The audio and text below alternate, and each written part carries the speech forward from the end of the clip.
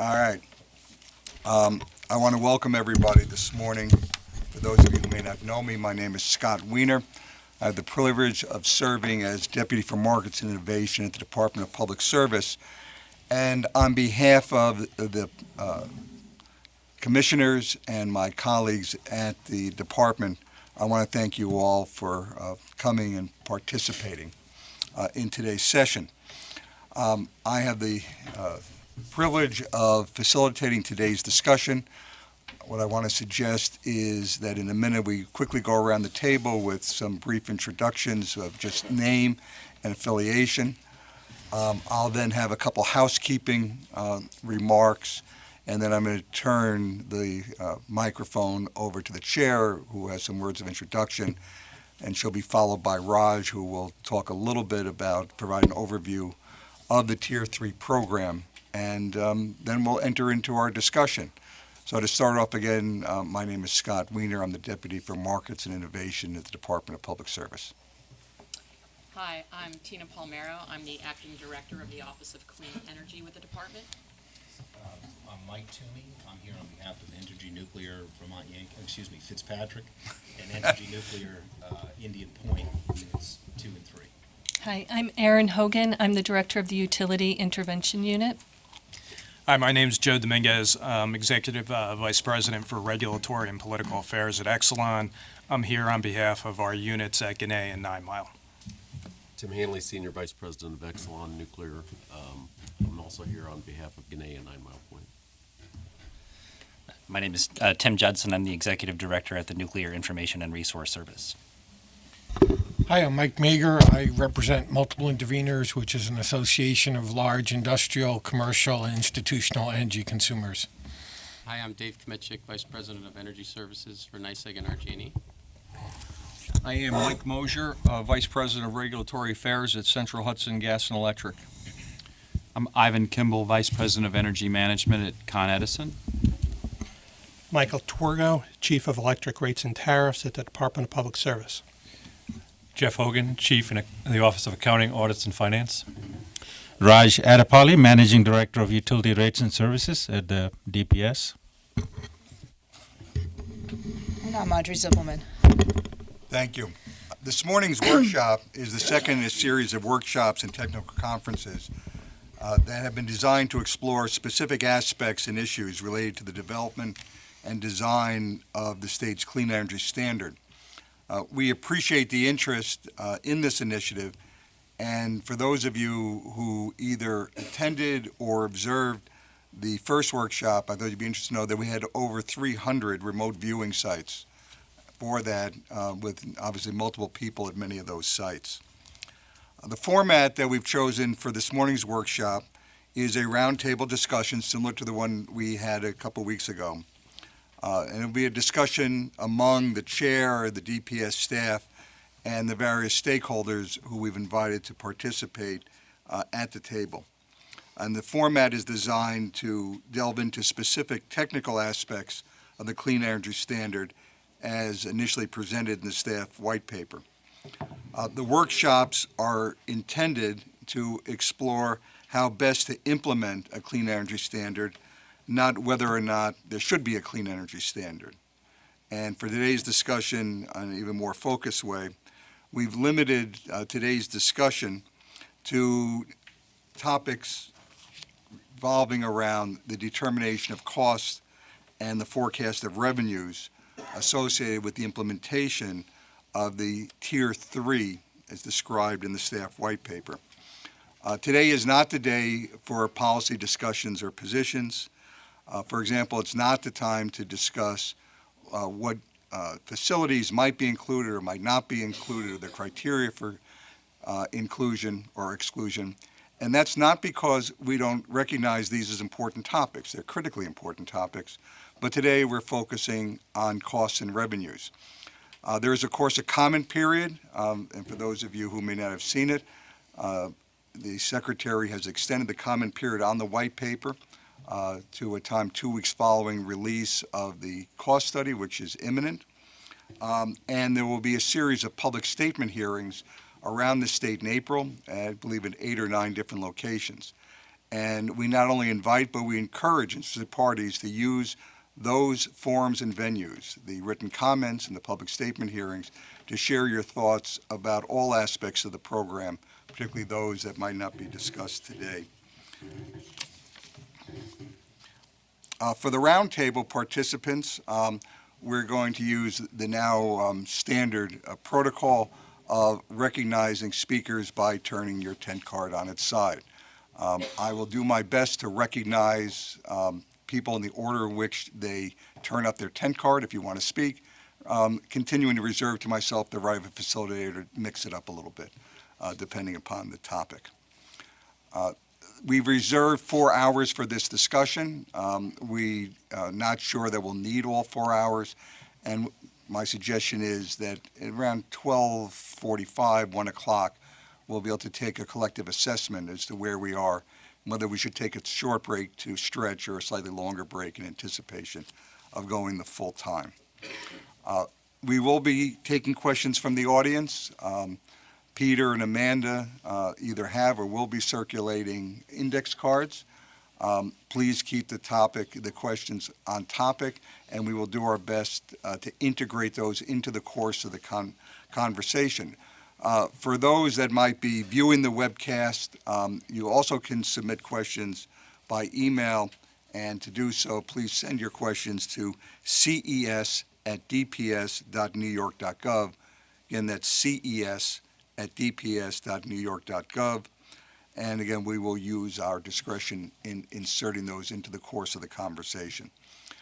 And with that, we're ready to get to the heart of the business, and I will turn the microphone over to Audrey for some introductory remarks. Hi. So I'm going to keep my remarks short. First of all, I want to echo what Scott said.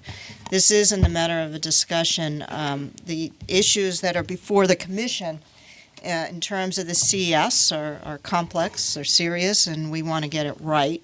And one of the things that we found, and I found personally, in the last session we held on RECs, was that this format where we can engage in discussion and on a very focused technical issue is going to be extremely useful to the Commission. That is not to say that the other forums that we have, the public statement hearings and the written comments where we'll be able to discuss policy issues are less important. But the topic that we have in front of us today, just like the topics we talked about in terms of the REC, really lend themselves to discussion, because what we really want to focus on today is really understanding, as we move forward, how do we talk about nuclear cost and understanding how that forms the basis of a ZEC, and also how we forecast revenues. And what are the best mechanisms to do that, because those are very two elements, and they're very much more lend themselves to discussion around people who do this for a living and can talk to us about how they would go about it, because that helps inform our thinking at the staff level, and then helps then create the record for the Commission. So first of all, I appreciate everyone's coming out today. I'm looking forward to the dialogue. I think you'll find that what works best is that we can treat this as a conversation where we stay focused on the matter at hand, because I think we'll all get a lot out of it.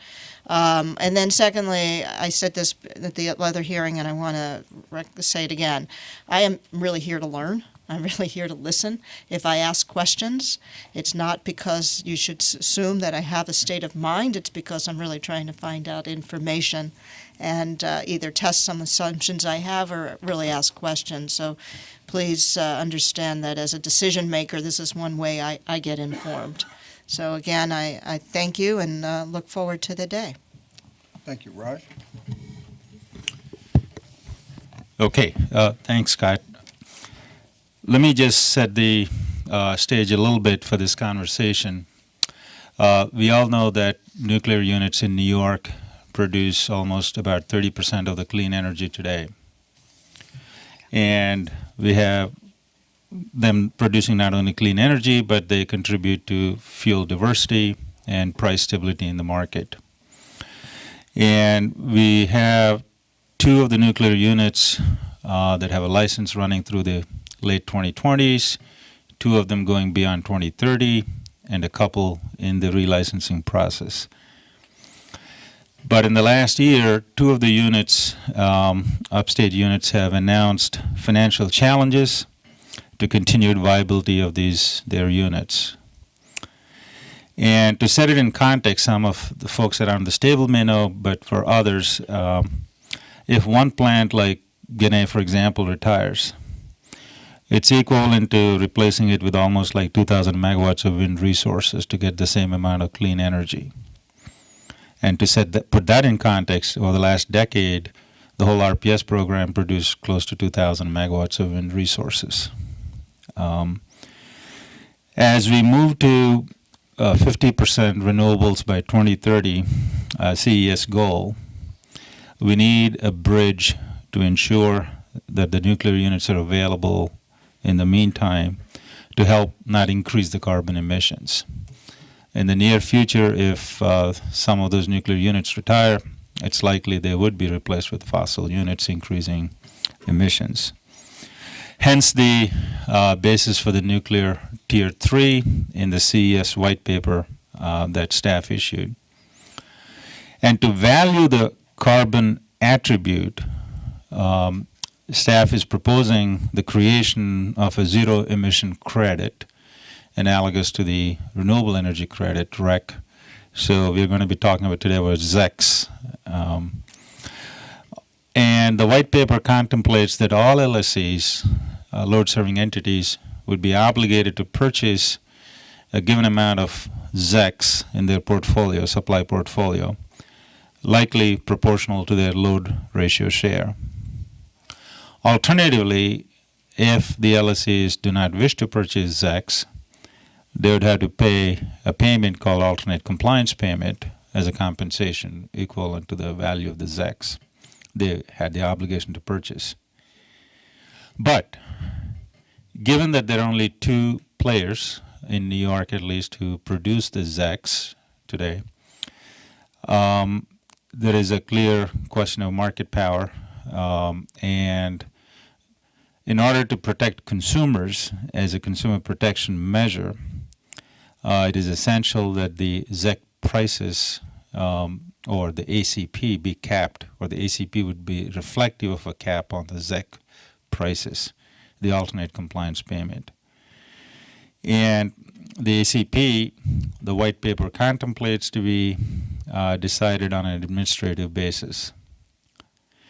And to determine the ACP, or the price cap, effectively requires examination of the cost side of the books as well as expected revenues for the nuclear units. And the revenues are expected to be market-based revenues, both selling into the energy and capacity markets and any ancillary service revenues. And the Commission could also consider other factors such as consumer impacts, bill impacts, in determining what the ACP level should be. And the ACP could be updated periodically every year, every 2 years. That's something that the white paper had asked for comments. What the white paper is not obligating the LSEs to do is it is not obligating them to bundle ZECs with energy. So this is not an obligation for a bundled product. It's purely an obligation to purchase attributes, clean energy attributes. So it is not bundling. If an LSE chooses to bundle, that's fine, but it's not an obligation. It's not a bundled product. It is not a CFD. It's not a contract for differences. We are not. The white paper does not contemplate reconciling actual costs and actual revenues. At least the white paper contemplates forecasting what the cost might be for a given period, let's say, for example, next year, and contemplates forecasting market-based revenues, and based on that, setting the ACP. And actuals could be different from forecasts, and they would be. So there's no reconciliation. It's not a CFD in that sense. What we are trying to accomplish today is a detailed examination of what goes into these cost numbers and what goes into the revenue numbers. How do we do the forecasting? How frequently do we update them? and how transparent can the analysis be for the benefit of all the parties who would participate in this process going forward. So, unless there are questions on the overall theme, I want to kick off with a question and ask the panel to start addressing on the cost side, and then we'll go to the revenue side.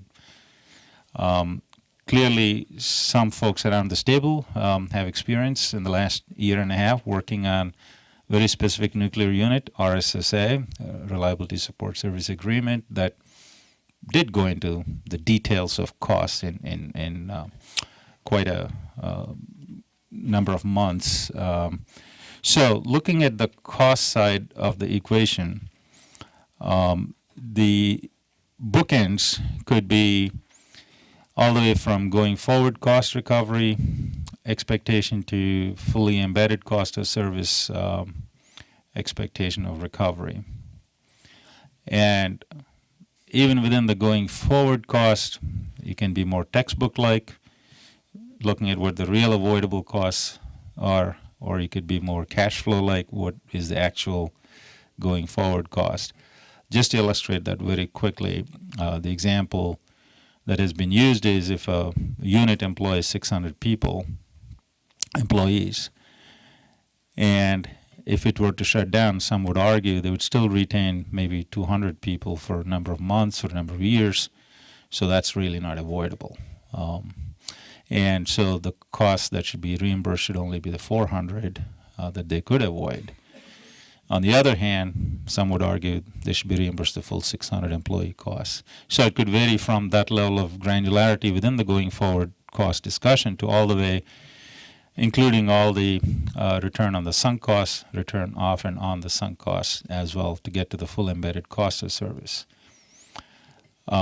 So with that as a premise, I'd like your thoughts on what should be considered in determination of costs. Should we just look at historical costs? Should we be looking to update for forecast looking forward costs?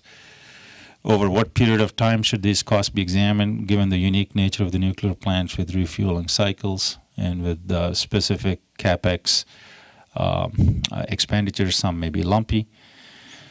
So, as Scott said, whoever wants to turn their card up, we'll start with them on your thoughts on what should be the appropriate level of cost that should be considered for reimbursement.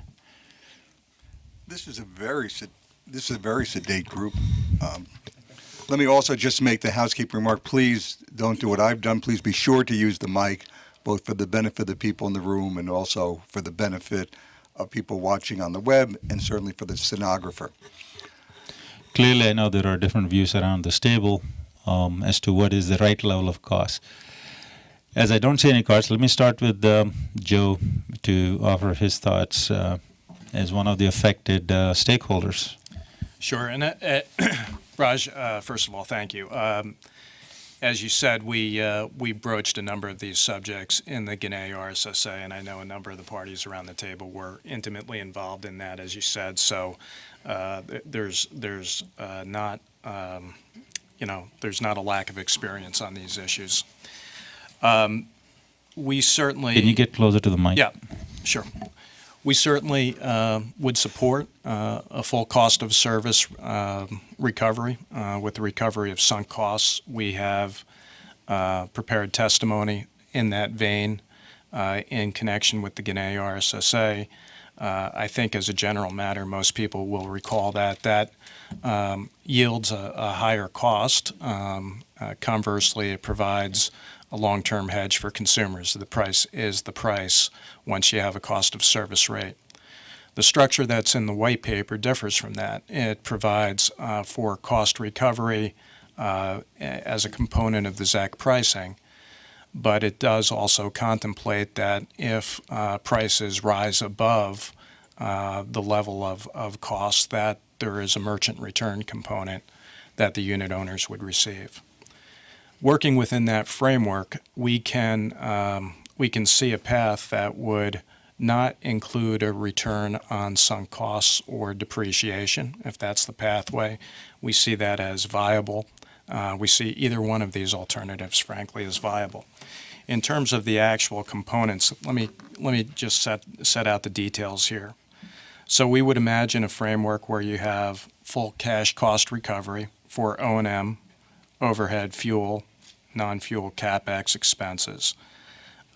We would also envision, as part of the cost recovery, a recognition that when we're operating these plants, we don't operate them perfectly, so there is a unit contingent element to operating these plants in the market. To be very specific about that, what I'm talking about is that when we sell forward into this market, if the unit is out of service for any reason, we own that contractual obligation to supply energy at the price that we've contracted for. So what we're selling into the market is essentially what one would describe as a liquidated damages product, where if you're not available, you own that risk.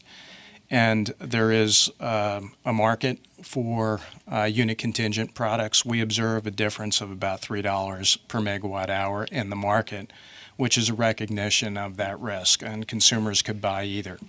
But as we go forward, that's a real risk that appears on our books.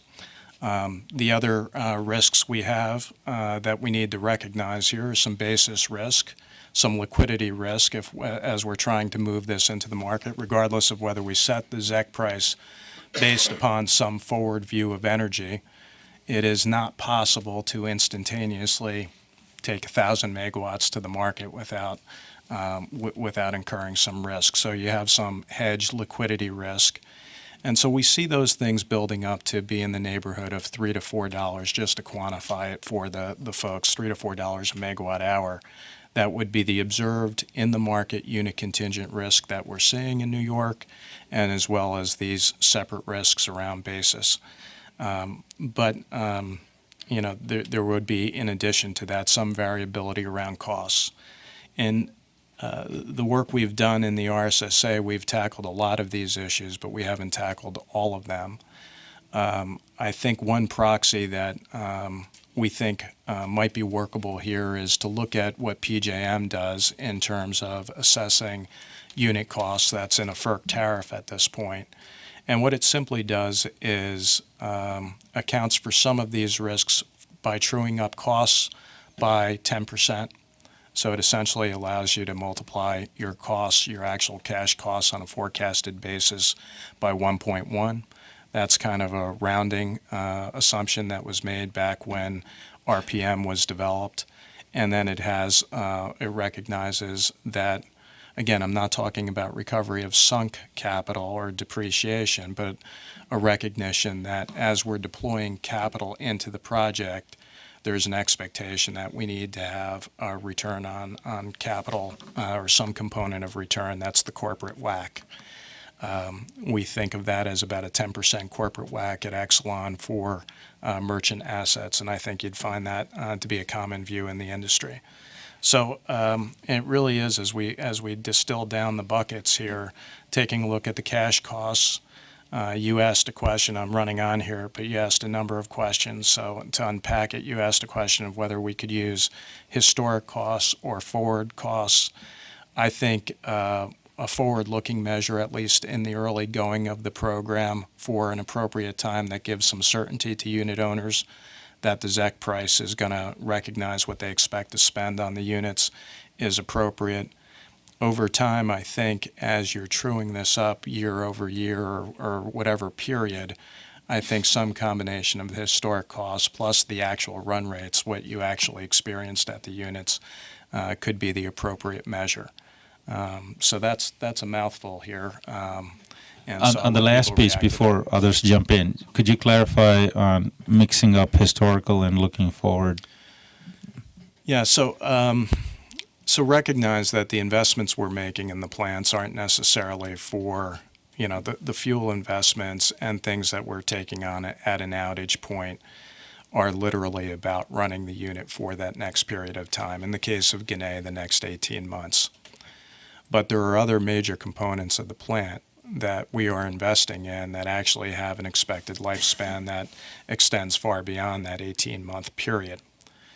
And so we have, year-over-year variability in these costs. That is a reflection of these different capital expenditures that come in and out at outages and the refueling cycle. So what we propose as just a straw dog for discussion here is that we take a look at the first period of time that's identified in the white paper of 2017 through 2020. Take a look at those forecasted numbers.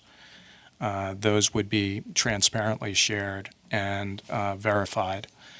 And then as we move forward into years 21 and beyond, we could take, for example, as we measure 21, if we set that price in 18 or 19, we could take a look at the actual run rates for 17 and 18 and use that in combination with a forward-looking view to get an average.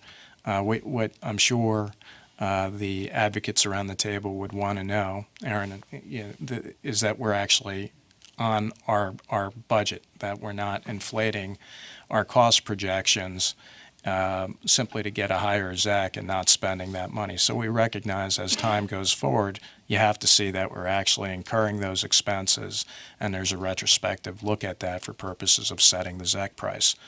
That introduces one small element that is that the historic prices can't always be replicated in the future for things like wages without some expectation of wage inflation. But again, I think these things are things that certainly the utilities and all the experts around the table have dealt with in other circumstances. But with an inflationary adder to things like wages or our costs, there's nothing inappropriate about taking a historical look at what our actual expenses are and trying to project that into the future. But we see it as really a combination. Thank you. So wait, before. I'm sorry. Yeah, so Joe, just so I just want to make sure I understand what you're recommending. Basically, I mean, you talk about looking at the forward projected costs, CapEx, operating, and then adding a unit contingency, and you'd recommend, you said it could be $3 to $4, and that would reflect basically contingency basis risk. Yep. But that then you went on to talk about the PJM formula rate for RPM, right, and that they use a 1.1, which is in your mind is sort of an equivalent, another way of getting to the same point, or additive to the basis risk? It's actually additive. What they do with the PJM model is, if you look back at the basis for the 1.1, is all about cost variability. As Raj said at the outset, what's being proposed here is not a true-up. So if we go into the delivery year and our costs are substantially exceed our forecast because, for example, we have a situation where a major component fails, we're going to see cost escalation. There's not going to be an opportunity to recover that prospectively. This isn't a contract for difference. There's not a historical true-up.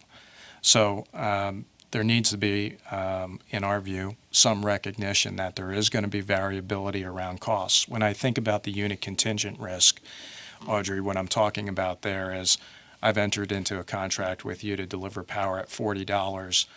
Our unit scrams because of the size of the unit. It is going to drive the market. Very much the parallel we were talking about earlier about the cost to consumers of losing these units. Well, we realize that immediately when we scram a unit and energy prices take off, and it's a fairly asymmetrical risk band that you're looking at there.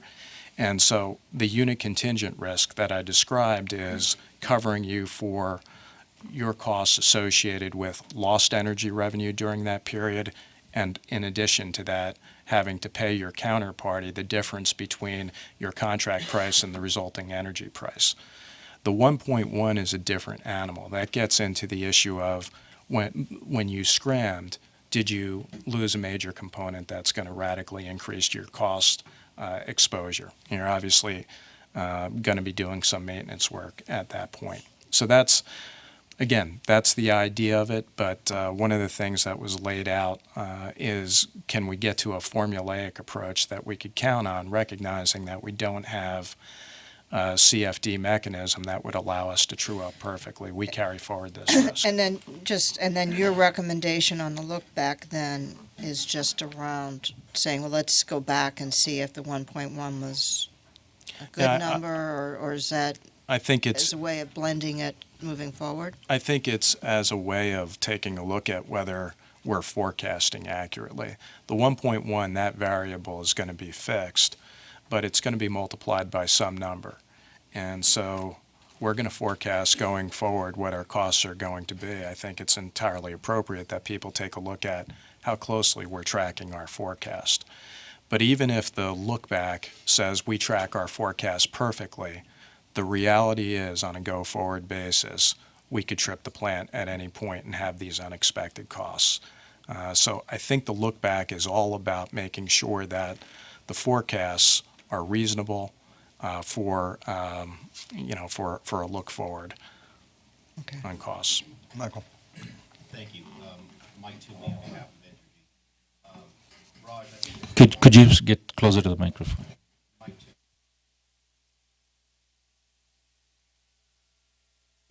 There we go. Mike Toomey on behalf of Entergy.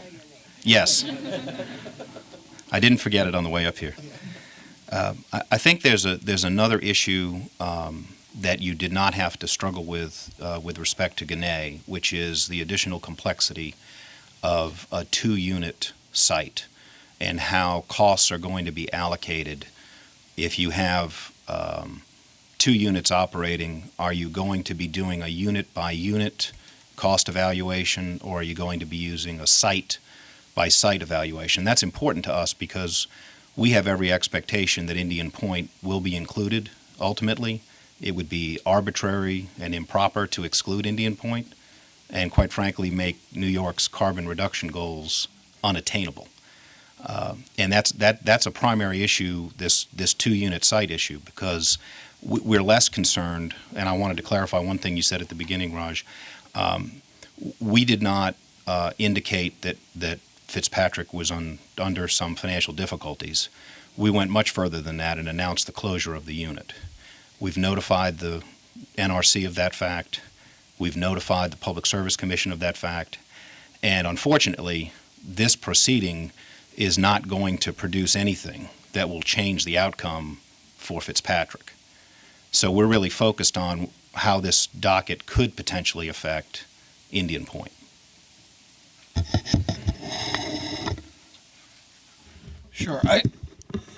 Initially, let me say I'm far from an expert in specific nuclear costs, but without getting into a lot of the underlying policies, I have a lot of concerns about what the costs might be of this approach. The white paper talks more about ZECs being reflective of going forward costs, and now a lot of the discussion is dealing more with full cost of service, that basically customers through subsidies are going to have to essentially pay the full operating costs of these units. And also, I've heard things like customers now are going to be on the hook for the unit's risks and contingencies, which we thought they were assuming when they bought the plants.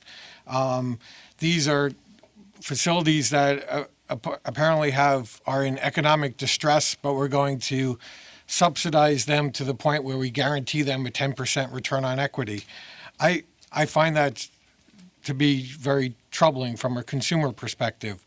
With respect to whether Indian Point is included or not, my understanding is that's not part of what's being proposed here as part of the clean energy standard. If the state thinks that we can meet our emissions requirements. Let me just stop and apply my buzzer. I'd like to stay away from, again, what's in, what's out, the criteria for determining what projects, what facilities might be in or out. Those are, as Audrey mentioned, very important topics. They're just not for today. Okay, well, I certainly think I will adhere to that, although the resolution of that is going to certainly impact the costs of this initiative, and as well as potentially how other underlying issues are decided. No question. What we're really looking for today is the types of questions that Raj framed and that Joe discussed and that you began to discuss. I don't mean to cut you off on that. Is what are the elements? What should or shouldn't be considered as the elements of cost? And I think your initial comments were four square on point to that. Okay, I'll stay away from that other issue. Also, I'd note in the RSSA context, in exchange for the payments that were being made, the utilities and their customers were also allocated a portion of the market revenues, which also was a key component of the consideration. And I haven't heard that discussed today in terms of if customers are going to be bearing certain operating costs, are they going to get the benefit of certain revenues? Also, what obligations are the operators going to be under to continue operating if they have certain equipment failures, given that customers are bearing the lion's share of their costs going forward? So those are some of the initial questions and concerns I have in response to some of the early answers. Just to follow up on what Mike's comment is, the obligation on the LSCs as proposed is only on the attribute. It does not preclude them from bundling energy if they want to purchase from the operators a combined product. So in the RSSA, it was sort of a bundled product of some kind, which contemplated energy and capacity there as well. So nobody's precluding what you're asking, that consumers get the benefit of the energy hedging as well, but that's a choice the LSC could make. Right, and I'm not necessarily saying that they would have to get it, but if comparisons are going to be made to the RSSA context, the prices paid under the RSA reflected the fact that customers were getting certain revenues. Yeah, okay, we can unpack that as we go along. David, Tim, then Joe. Yeah, I'm Dave Kmitchik from NYSEG and Argini. I think from our perspective,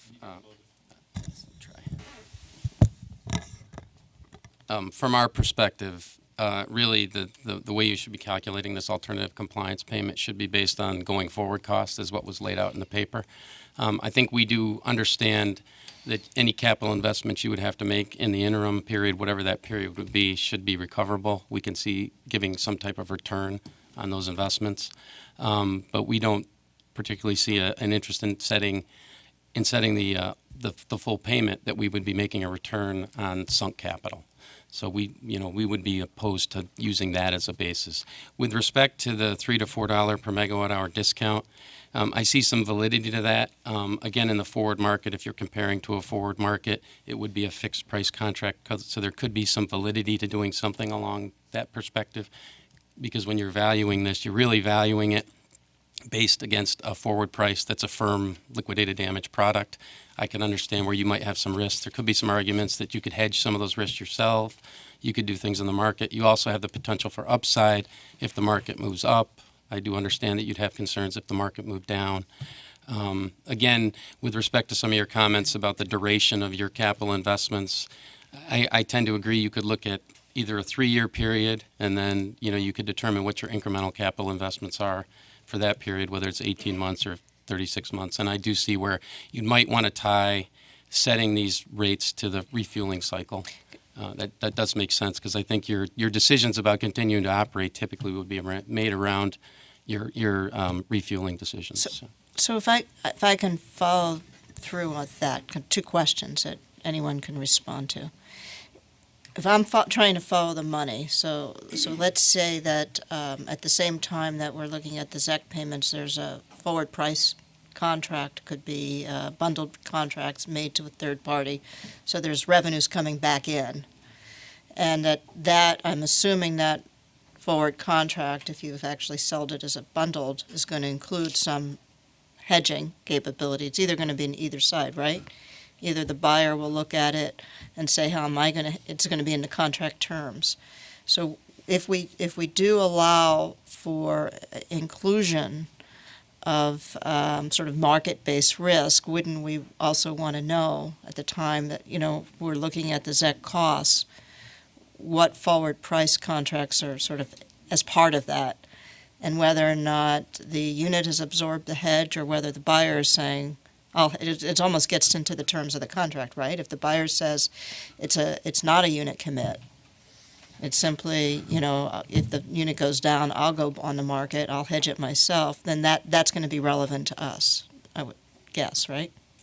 Yeah, and typically, I don't know if you can hear me, typically in the forward market, when you're trading these contracts, it's a Right. firm liquidated damage product. So when you're hedging at that price, the price that you're locked into, if the counterparty defaults, they have to make remedy to In you. which case, it's a unit commit, or a It wouldn't be liquidated damage. unit, when we're hedging, typically, we aren't buying a unit contingent type product. We're Right. buying a firm liquidated damage product. So we don't have to deal with the consequence of having to go replace that product if something happened in the market with a unit contingent.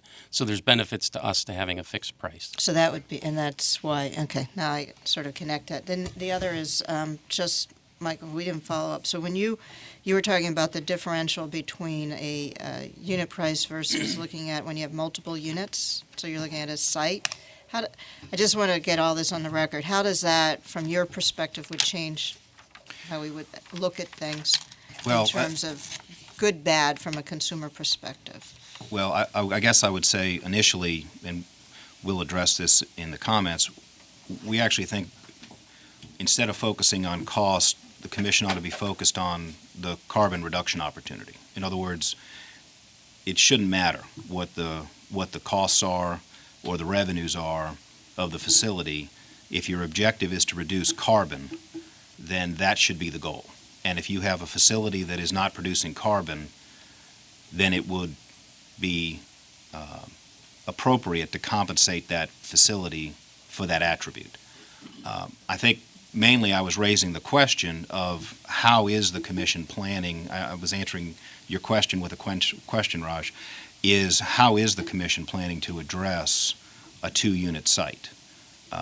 Because there are a couple of different ways that you could do it depending on what your analysis is going to produce.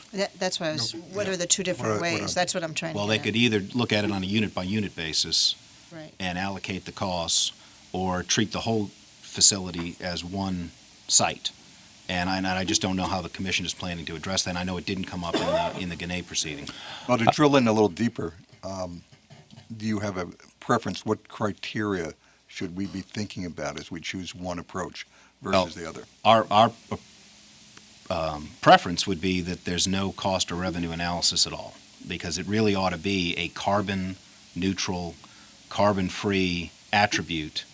And it doesn't matter if you're a wind farm or a solar array or a nuclear plant. If the objective here is to reduce carbon in the state of New York, then we ought to be trying to price or compensate those generators that serve that attribute. That's really the point. No, I understand that's Right. going to be your policy point. I think what we're just trying to drill into, if you were looking at a site basis, because we do have other sites, Right. Because we have the 9-mile sites too. So the question is, and for both of you, what would be the difference when you're looking at things at a site basis as opposed to a unit basis? What should we be considering? That's what we're trying to get at. Well, I think what I was raising is the issue. We haven't seen a proposal from the staff on how they would treat that issue.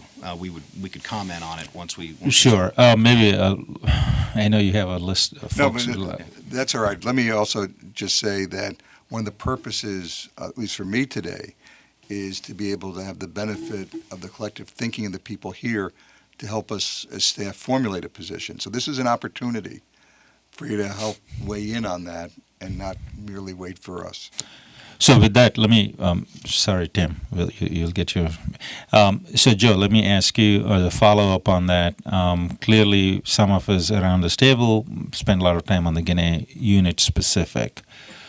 If one were to do the same analysis on a site basis, 9 Mile 1 and 2 together, what would be the differences, or do you see identical examination of costs? Or Well, I tend to agree with, I think what Mike was saying, which is that we should do it, look, for all intents and purposes, they're 2 units, but they're run as one site.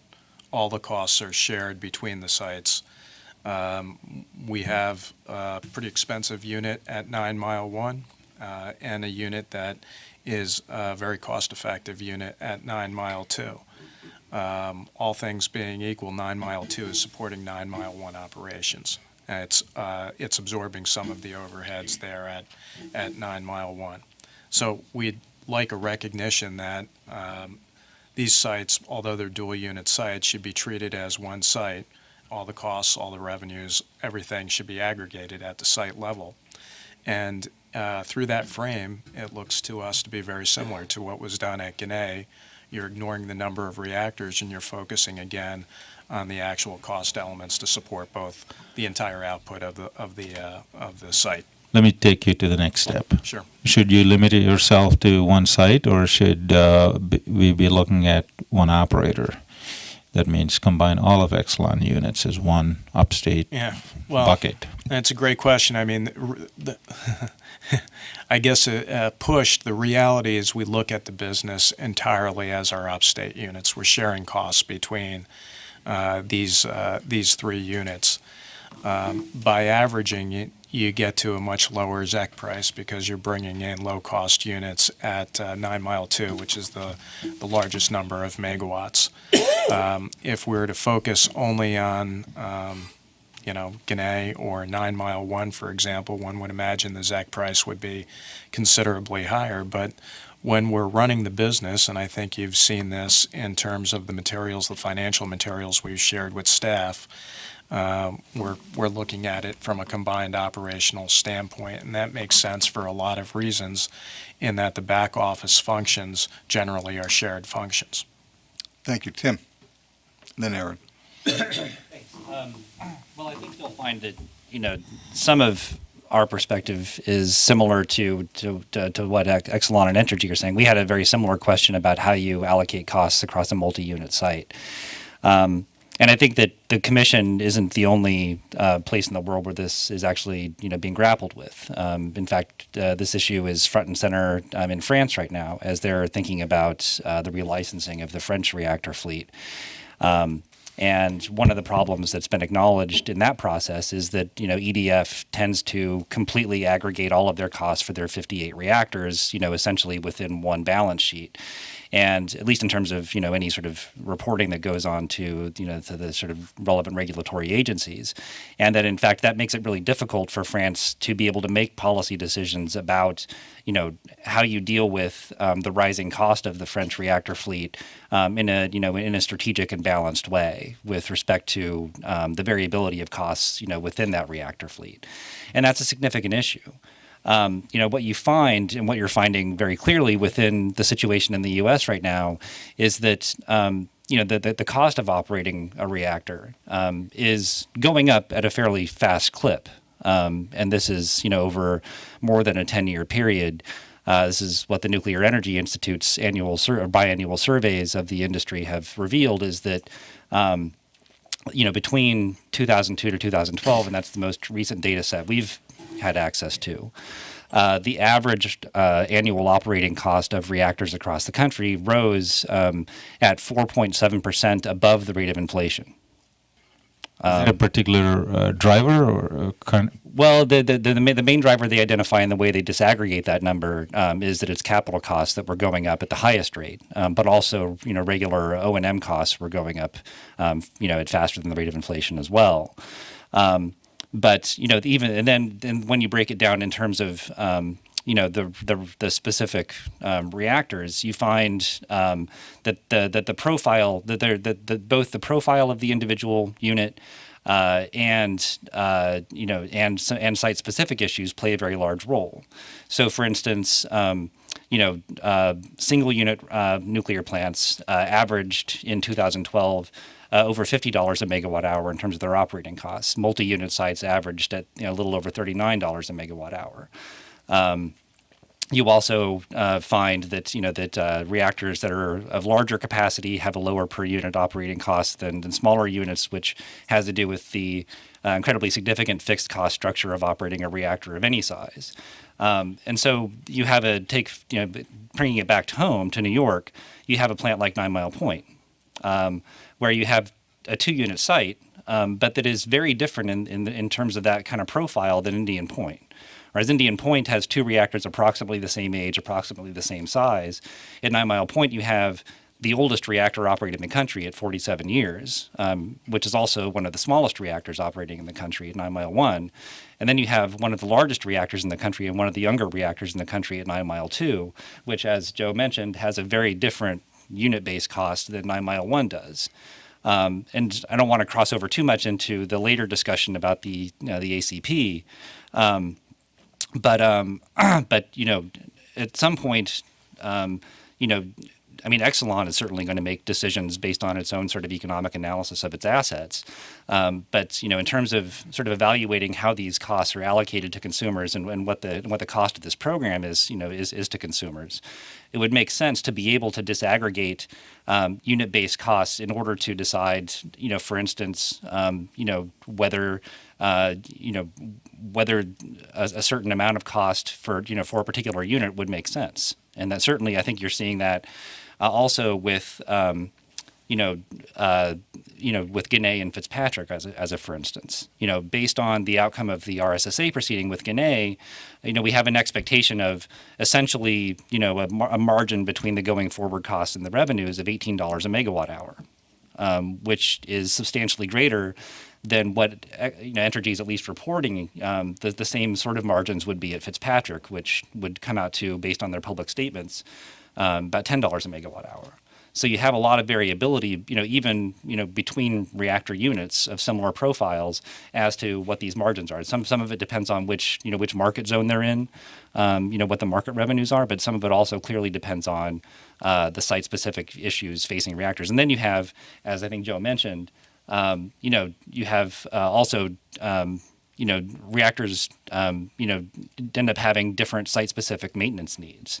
And so if you have a major component break at a reactor, maybe that same component would last longer at another plant, and they're not going to incur that same large cost.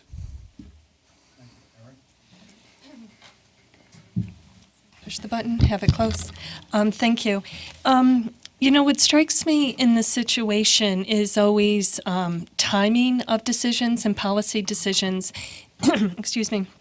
And I remember, I think it was in the 2008-2009 timeframe when the natural gas prices were very high and people were screaming that the energy markets don't work.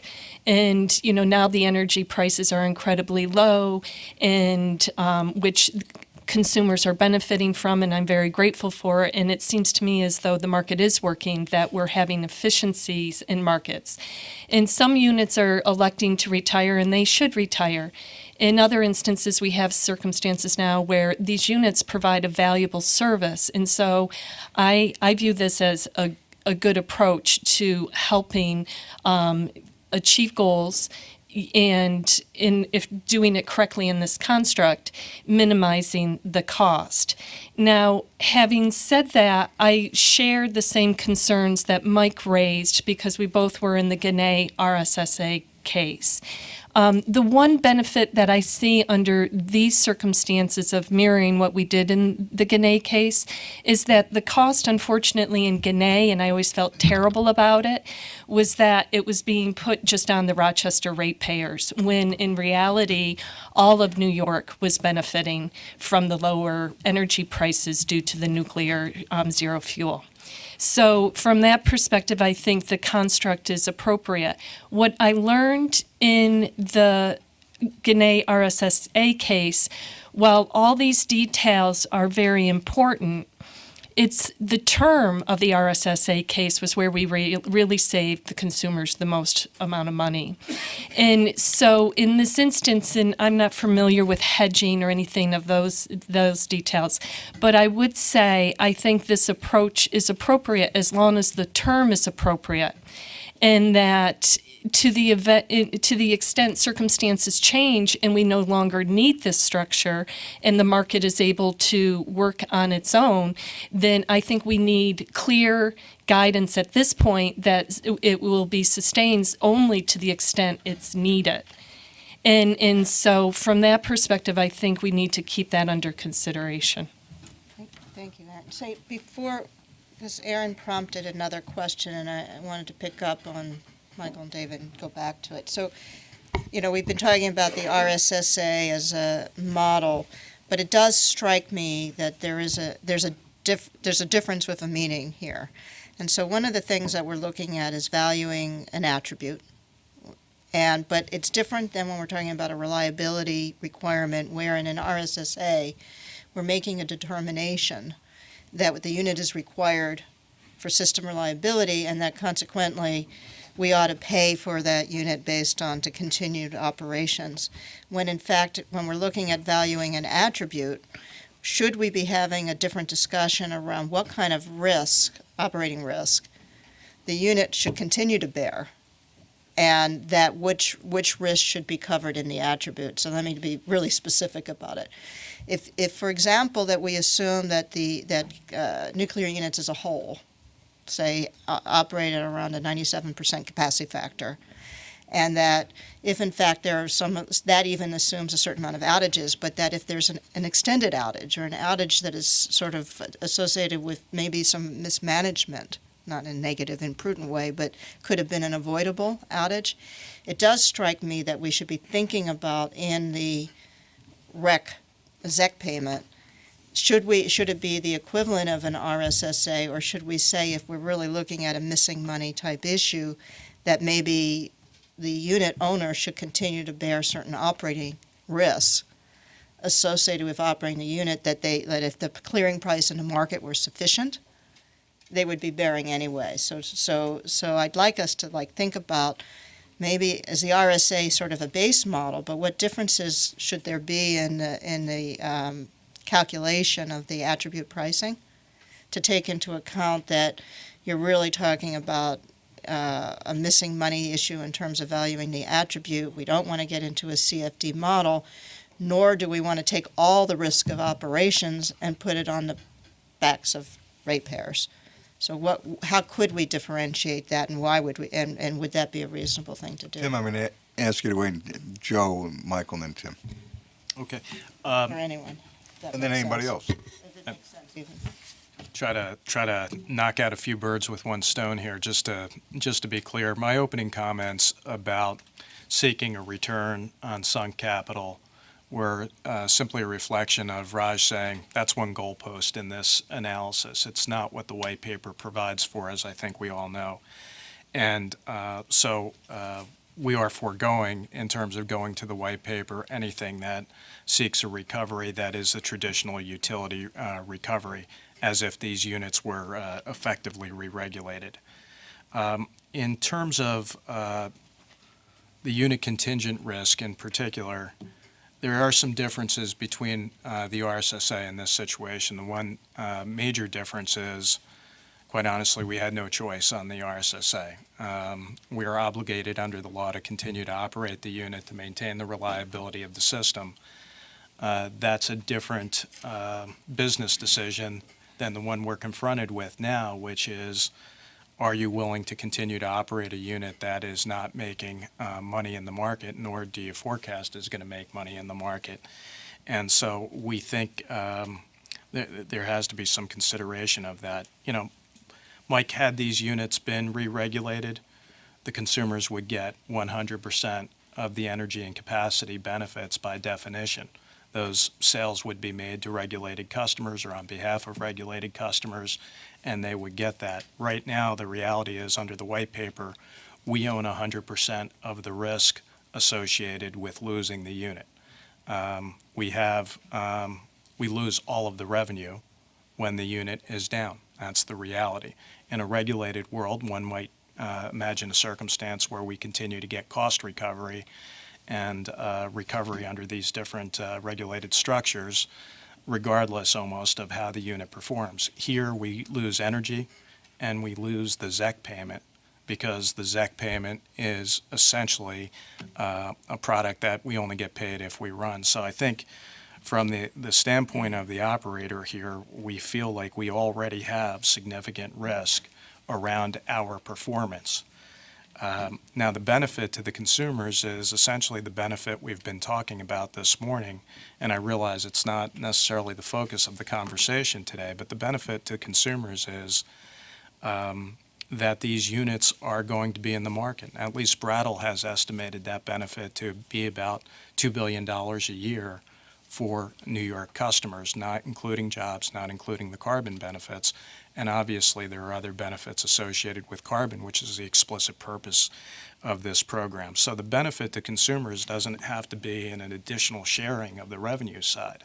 We own 100% of the revenue risk here, and the benefit to consumers is keeping plants that are vital from a fuel diversity, carbon, and electric reliability standpoint. We think that's a pretty significant benefit here, and it's been measured numerically to be in the many billions of dollars on an annual basis. And I think that's the appropriate point of comparison as we start thinking about the relative costs of the program. So I think that's where we approach it. You're right, we have unit contingent risk today, but if we shut down the plant, we will not have unit contingent risk. We could take that off the books, even if you could imagine a scenario where we got trued up to our costs for operating these plants. The reality is we have space on our balance sheet for the capital, the working capital associated with this. Any capital we put in is competing with capital that we would otherwise deploy in our utilities. So, you know, when we're looking at the business decision around a plant like Gannett to keep it operating, we're essentially saying, should we pour in capital to Gannett, or should we pour in our limited capital into utility programs at our three other major utilities or at other plants or other opportunities? So we're seeking a return for that because the cost of that capital has a real impact on our business. But that's it. I'm not going beyond that, looking for a recovery of sunk costs. The plants are what they are. It's just a recognition that as we pour more money in, that capital has a real cost to it. And likewise, that all of these risks that we're talking about occupy space on our balance sheet. You have to have debt capability essentially to cover these operating risks as they move forward, unless you could transfer that risk to the counterparty in the contract. And as I think has been described earlier, the utility contracts we have, all of the market contracts, by and large, are contracts that where we retain all of the unit contingent risk. So the decision for us is, do we participate in a program that is by its nature voluntary, unlike the RSSA, and how do we think about things that are like unit contingent risk, that if we made the business decision to shut the asset, we would no longer have to bear on our books. And that's the challenge for us. I know that's a challenge for Entergy and any other operator in the market. So that's just a reaction. I think the benefit is to the consumers to keep the plants. But you posed an additional question, which is longer term, what commitment are we making to customers in New York to continue operating once we participate in these programs? And I don't think there is anything in the white paper right now that says if you participate in the ZEC program and you have an outage and you have a major equipment failure, you got to go fix that problem and get the plant up and running again. I think it's presented, I think, as a business decision at that point. I think we might consider conditions around continuing to operate these plants that are in jeopardy if we're allowed to participate in the ZEC program. That's something we're fully prepared to talk about, subject to the reality that at some point, if you have a major equipment failure, the cost is so great that it just doesn't make sense to return the unit to operation. But we could think about different thresholds for that cost, and we'd welcome that kind of conversation. Mike, do you want to follow up? Yeah, I just want to respond. Thank you for your Mike and Mike. Thank you for the clarifications, and I think maybe there was some confusion on what you were seeking based on your opening statements. Just hitting the last part first, I think it's an important issue in terms of what are the obligations to operate, especially depending on what costs are being compensated.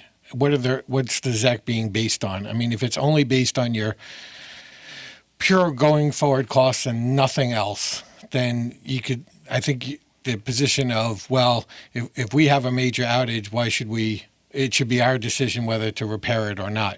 But to the extent the ZECs include other types of costs and contingencies, then I think at some point then it becomes, part of the compensation that you're receiving. So there should be some type of obligation to continue operating. Otherwise, if you were going to have an outage and go out in a year, then it wouldn't make sense to even give you the ZECs for the first year. I mean, we'd be just, wasting money. So, what the specific requirement is, I don't know yet, but I think it's a good issue. I wanted to support what Erin said in terms of the timing is really important. I mean, I guess what we're talking about here is something that is temporary in nature because these units are currently uneconomic. And if that changes, then the need for this program apparently, disappears. And so I think that also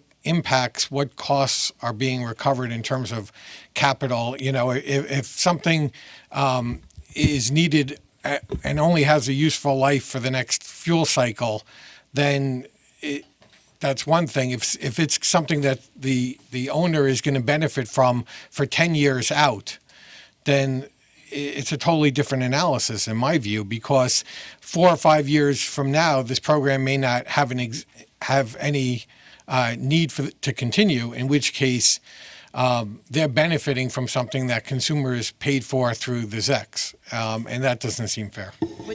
And maybe we're going to get into this, but it seems to me that one of the things we should be talking about is the issue of periodicity of the update, because if we're making the ZEC payments as the delta between forecasted revenues and forecasted costs, if revenues start to increase because LMPs begin to increase, then by its very nature, the ZEC payment may go down or even disappear, which you never know as a consumer. As Aaron says, it's a good news, bad news story. We're not paying the ZECs, but that's because LMPs have increased. Yes. But I think, Mike, I'm sorry, we'll table this issue, we'll get back to it, is you also raised the issue of potential for clawback type of mechanisms. We'll talk about it. Well, I think Aaron raised the issue. Can I ask before? I am going to recognize you. There's been a request that speakers identify themselves and affiliation, so as not to interrupt the flow of the conversation. Ask everybody to do it the next time you speak, and ask the audience to be attentive. Mike Toomey with Entergy. I think to address an issue that Aaron raised and to amplify, I think, an important point, Chairman, that you raised, the time horizon is very significant with respect to a nuclear facility, because we make decisions on a very long-term basis. We are typically making decisions about refueling a unit a year before the refueling. Many of the commitments that have to be made to support a refueling outage are made a year ahead of time. Then there's without getting into proprietary information, I think it's fair to say a north of $100 million commitment associated with a refueling outage, with the expectation that at least in our fleet, we will run another 2 years. So it's really a 4-year cycle of decisions and expectation that causes us concern about if this is really a temporary nature. I mean, it's fundamentally different from the RSSA. I mean, the RSSA is supposed to address a limited term reliability need. And this program, at least from our perspective, really should be focused on where does New York want to be 10 years from now and 15 years from now in terms of its carbon footprint.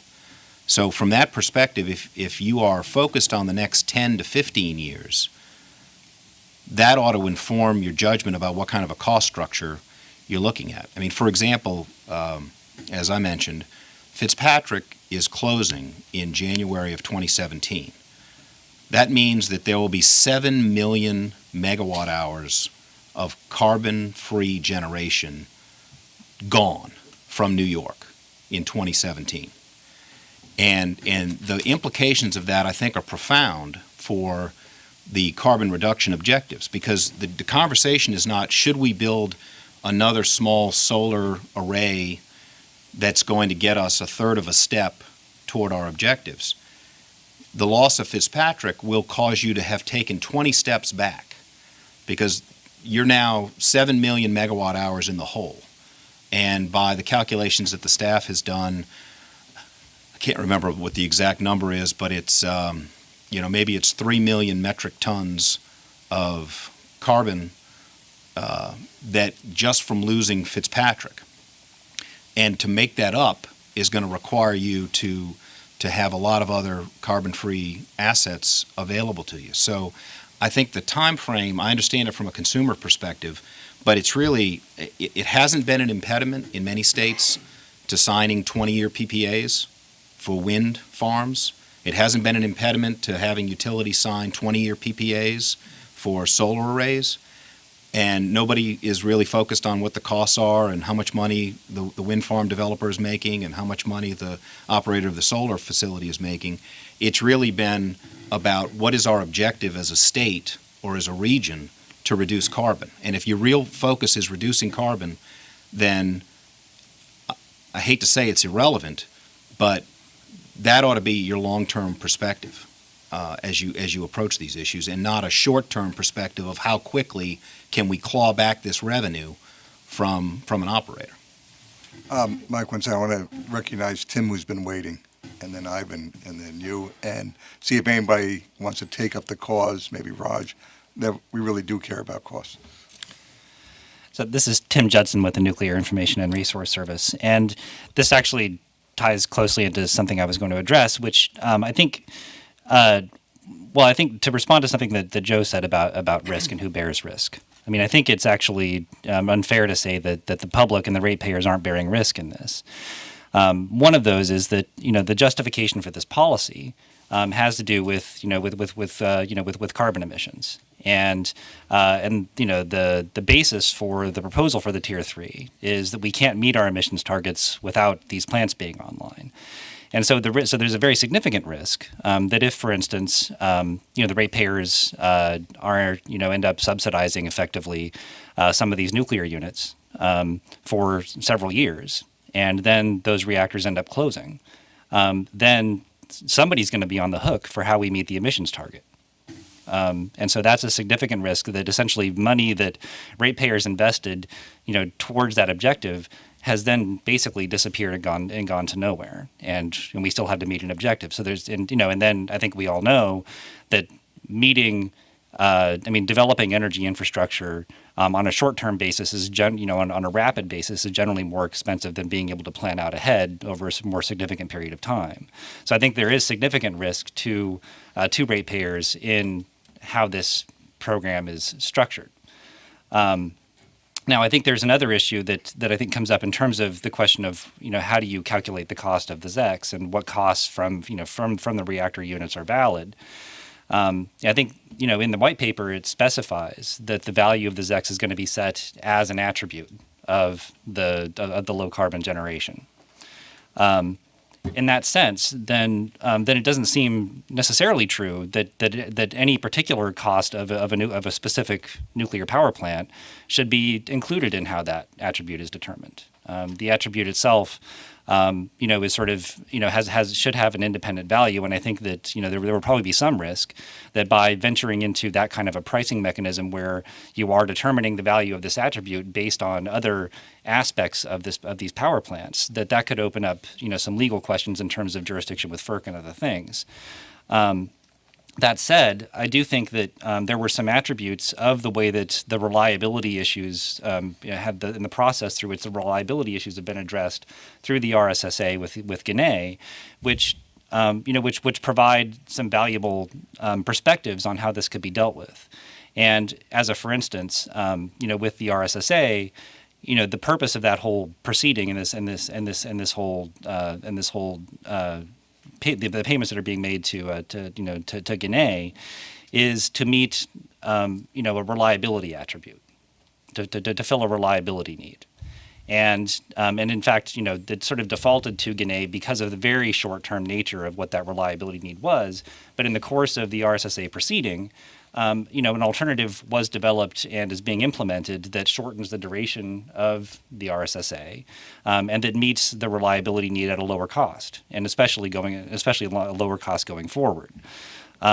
It seems, to me that, and this maybe gets into some of the ACP discussion, but that the non-competitive nature of the pricing of the ZECs in the staff proposal, could be looked at, as could be opened up.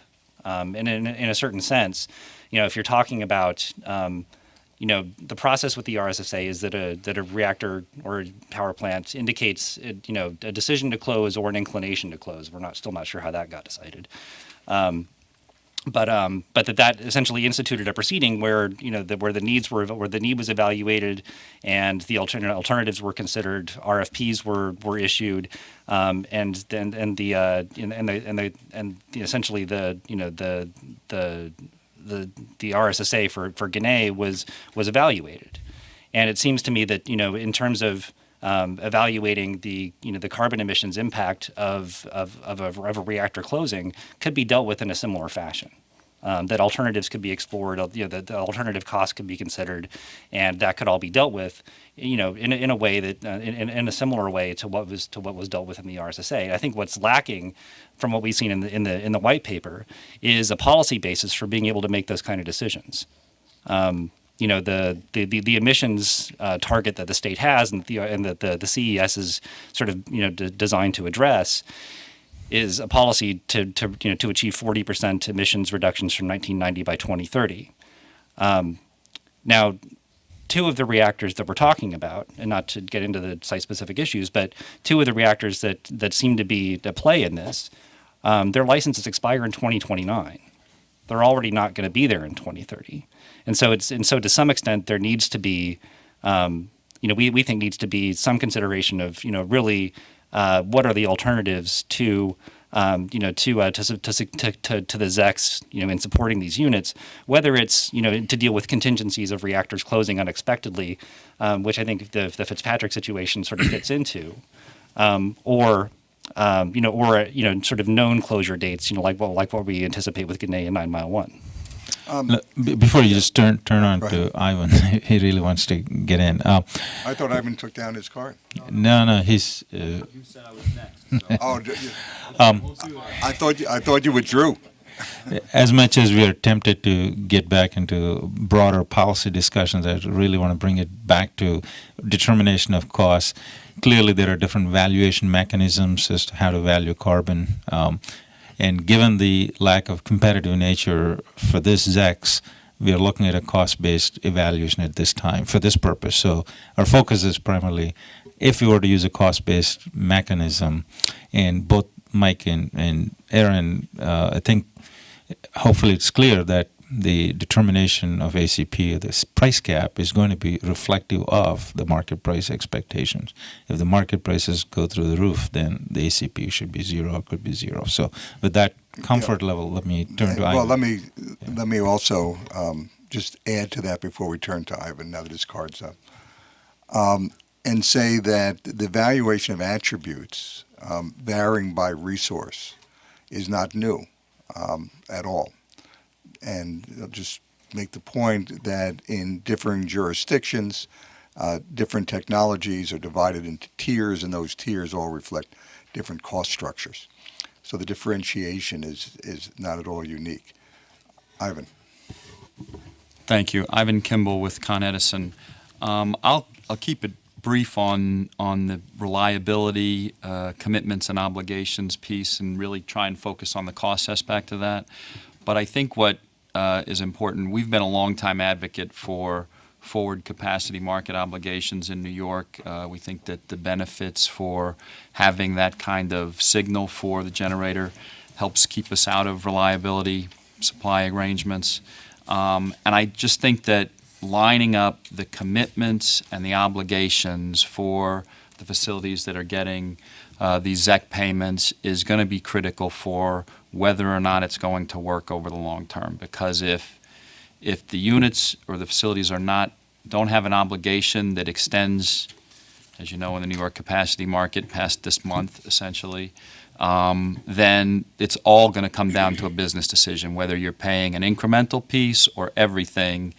Whenever that payment or obligation runs or the commitment runs out, if there's no obligation for the facilities to be around, they're just going to make a business decision. So similar to the reliability assessment that looks out longer term but doesn't have commitment from facilities to go as far as you're looking out, you could get a mismatch there. So I think that needs to be factored into what you're willing to pay as a cost for these credits to have the facilities available to supply the environmental credits that you're looking for. Can I just follow up, Ivan? Perhaps this may get into qualifying criteria or qualification. Don't want to put words in your mouth, but are you suggesting anybody who wants to be qualified to receive ZEC payments should make a commitment in the New York capacity market, for example, to make their capacity available for the next X number of years?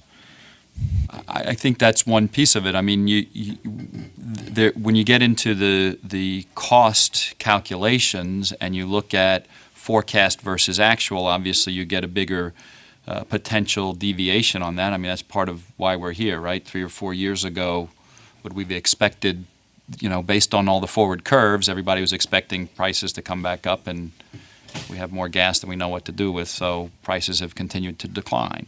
So any forecast that goes out past tomorrow is going to have uncertainty in that. So, but that's the issue with lining up the commitment and the obligation. You need to have those things line up in the agreement so that you have more certainty that they're going to be around. If that's really what your program is trying to do, is have a long-term duration for those resources, those things need to line up somehow. Raj, before I recognize you, I want to do two things. One is cue you to begin to segue us into a discussion on forecasting revenues. Really three things. Number two, I want to note that it's 12:30.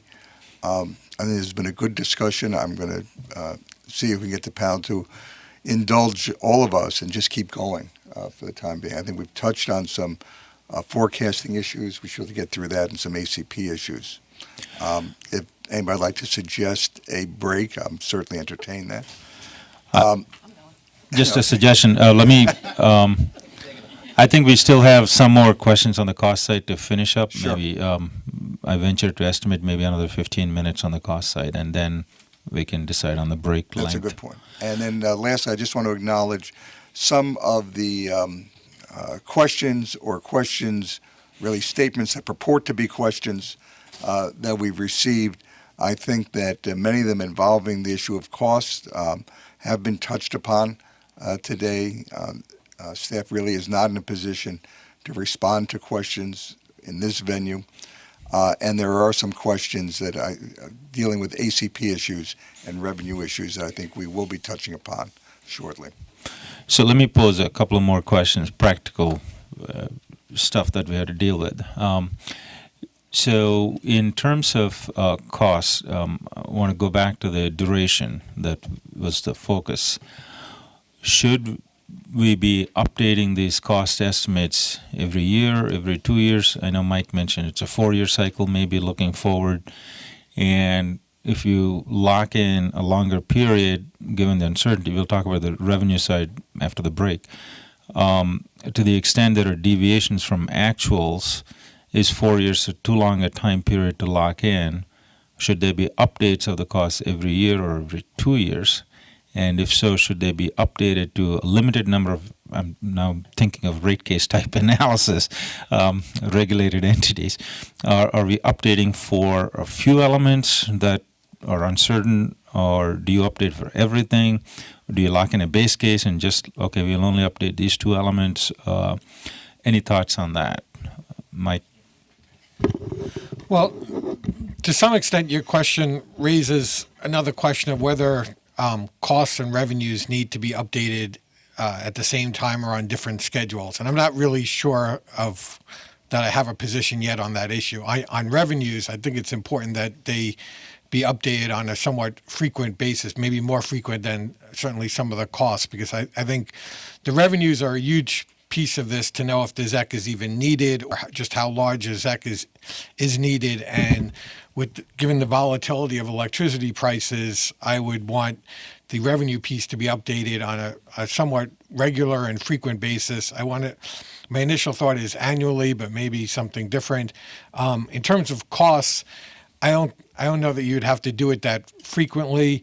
A fuel cycle seems like it has some logic to it. There may be some costs that are more variable than others, and I think certain costs that are are historically very steady, or maybe only rise with somewhat in line with inflation over a long period of time, maybe don't need to be updated as frequently as other costs, which may be more variable. So I don't know if all the costs need to be done at the same time or not. It seems like a fuel cycle is a reasonable measurement period for at least some costs. Just also, I should have mentioned this, the transparency of the cost data. Given the number of stakeholders who are interested in examining these dollars, typically there's a tendency to file things confidentially. So how do we address the transparency issue? We can address that too. I just wanted to follow up regarding your question of frequency of updating the cost. I think it would be somewhat dependent on how we combine sites? Do we combine units on one site? Do we combine multiple sites? Because if they're sharing those back office costs, and let me take a step back. From my perspective, I think these should be as short of term as possible and renewed as necessary. And so to Mike's point, obviously I think a fuel cycle, it makes sense to be perhaps the appropriate period to look at. And then within that context, to the extent these units are being aggregated and they're sharing costs but are on different fuel cycles, we might need to do it more frequently just to make sure that consumers are getting the value they were expecting. Go ahead, Mike. Thank you. This is Mike Toomey on behalf of Entergy. I think that last point really highlights an issue that Ivan raised, which is, this whole question of a forward capacity market. And I know, Raj, you'd probably prefer to address the costs and the revenues independently, but I really think that there's such an interdependence because it's really a business decision.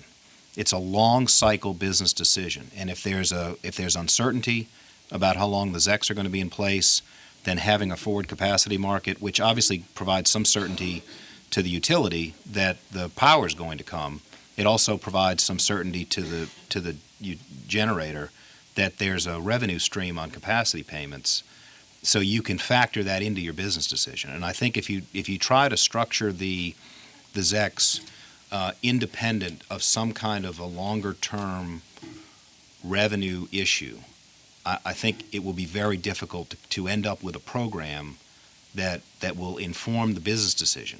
For example, and we've talked about this,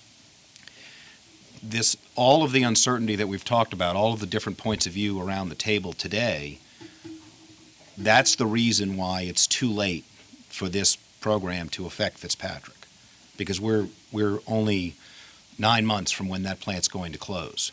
So as we think about Indian Point and whether or not this program can help Indian Point, we need to make sure that we end up with a program that has a level of certainty and a level of interdependence between revenues and costs that give us an opportunity to make an informed business decision on whether to continue to operate the plant.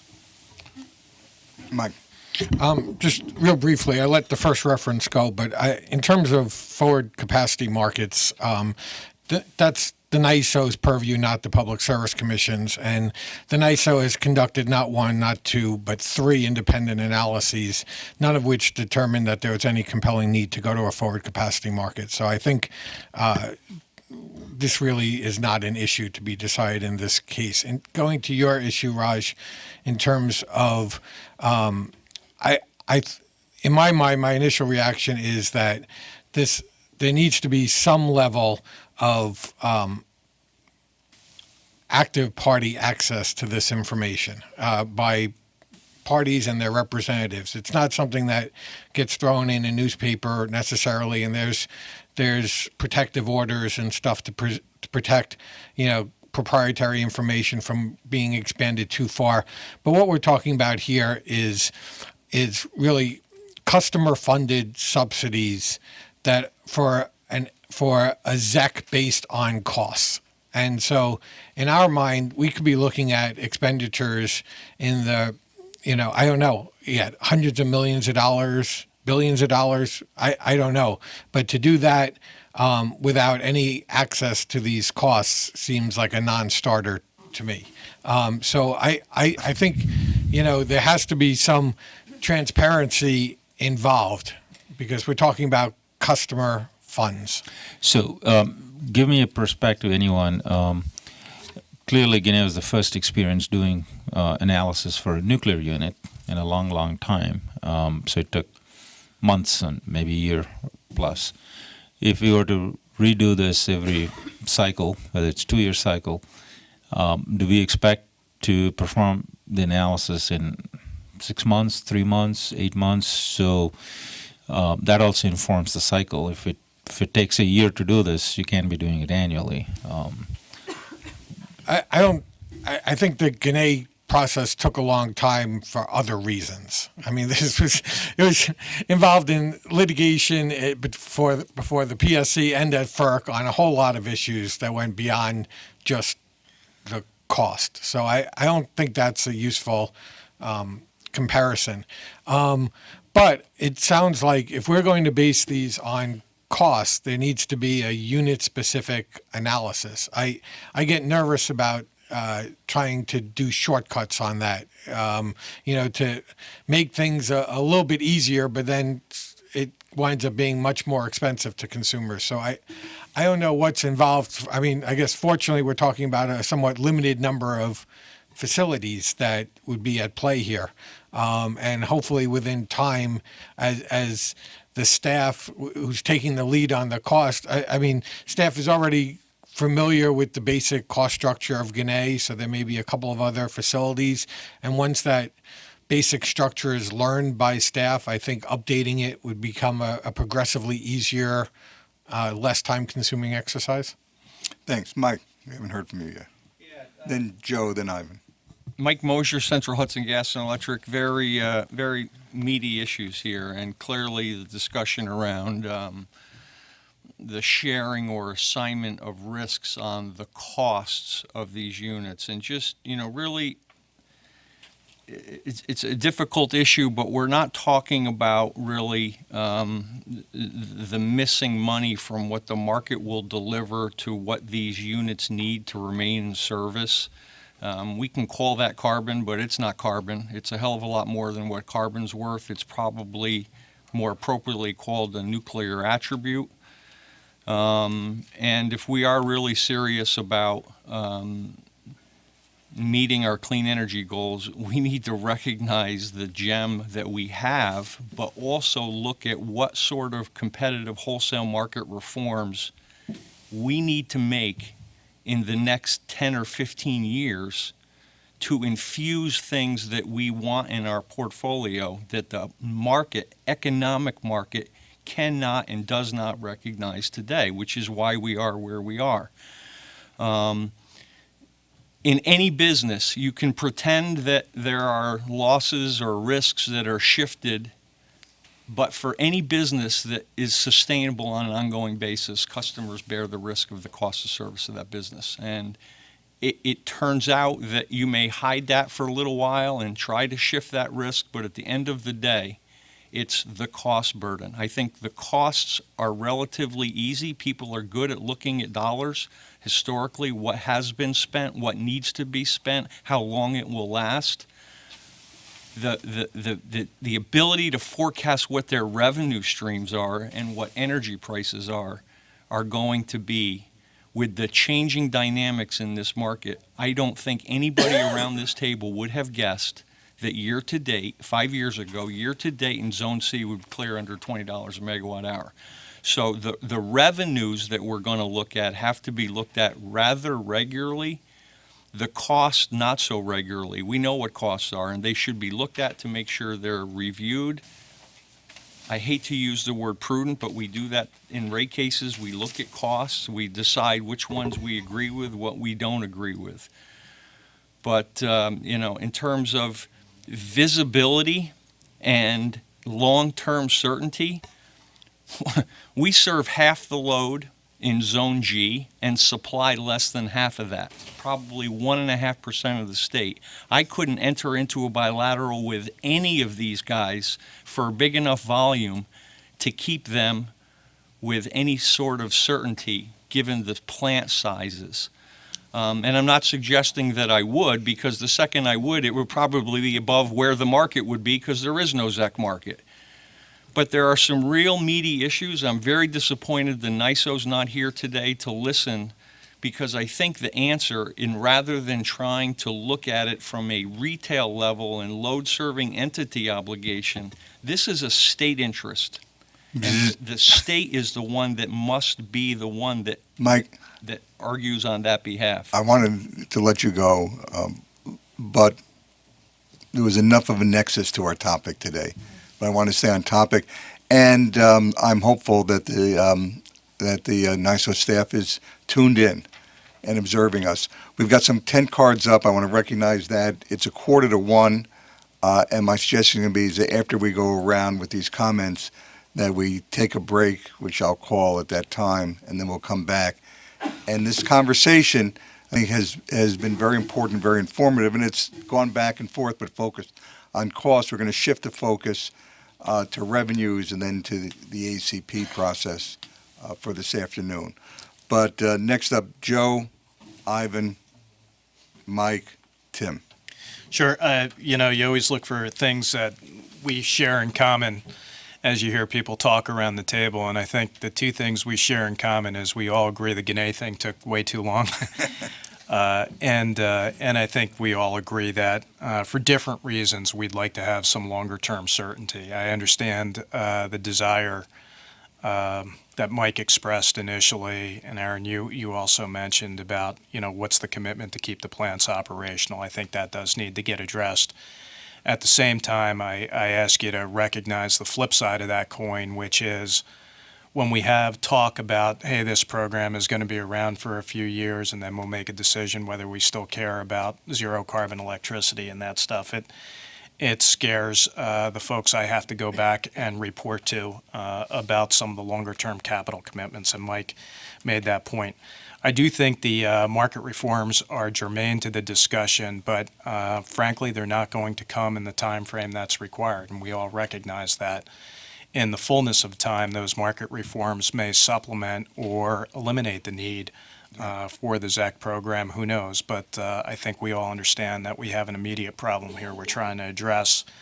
And Aaron, hopefully, Raj addressed your point, which is if the market rebounds sufficiently where the costs of the plants are recognized from the revenue side, either in the capacity market, whether it's reformed or not, or in the energy side, then effectively the ZEC price goes to zero and the program operates that way.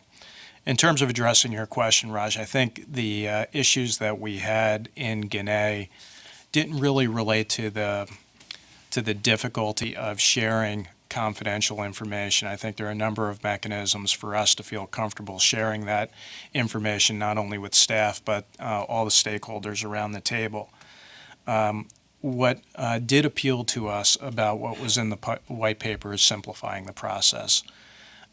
What would be very difficult for us to do is to go through a prudency review on a critical piece of equipment at a nuclear plant that we think we need to replace, and then and perhaps the NRC and others would drive us to replacing, and then get locked into a process at the New York Public Service Commission where they're reviewing whether or not that's a prudent expenditure to replace a steam generator or condenser tubes or what have you, some of the high-cost items here. So we have to recognize that we have other regulators that we are trying to satisfy.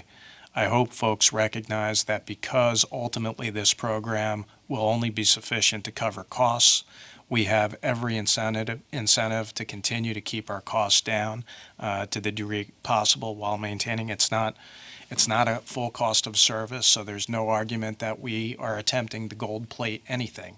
We have every incentive not to do more than is necessary to continue the safe and efficient operations of the plants.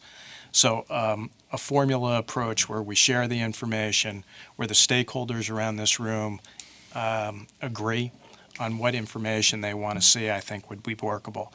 I finally want to return to a point that Mike made at the outset when we started talking about this. I think if you look historically at our cost structures, they don't change radically over time. There are new requirements, regulatory requirements that have driven the increases that we talked about earlier, new Fukushima requirements, the post-9/11 security reforms that affected all the utilities and nuclear plants, I think in particular. Those were the things that were big drivers of costs. So that's where we've seen these historic cost increases, and to the extent that there are new requirements around cyber or anything else, we will have to factor that in. But in terms of running the plants, the cost side is basically driven by two things. It's the fuel, and there's variability in the fuel costs, and there's variability in our wages. The other major thing is just the capital we're pouring into the machines, and I think we could get people comfortable that there's a track record there.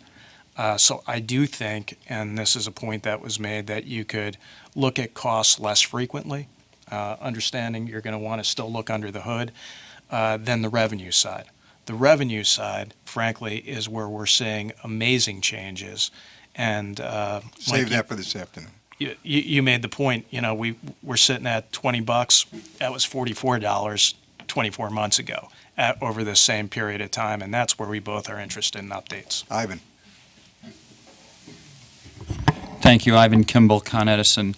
I just want to touch on a point that Mr. Mega made first regarding the cost impacts for this, and I'm acutely aware of the cost being the Con Edison representative, but our primary objective is the reliability for our customers, and then after that comes how we manage that in a cost-effective way.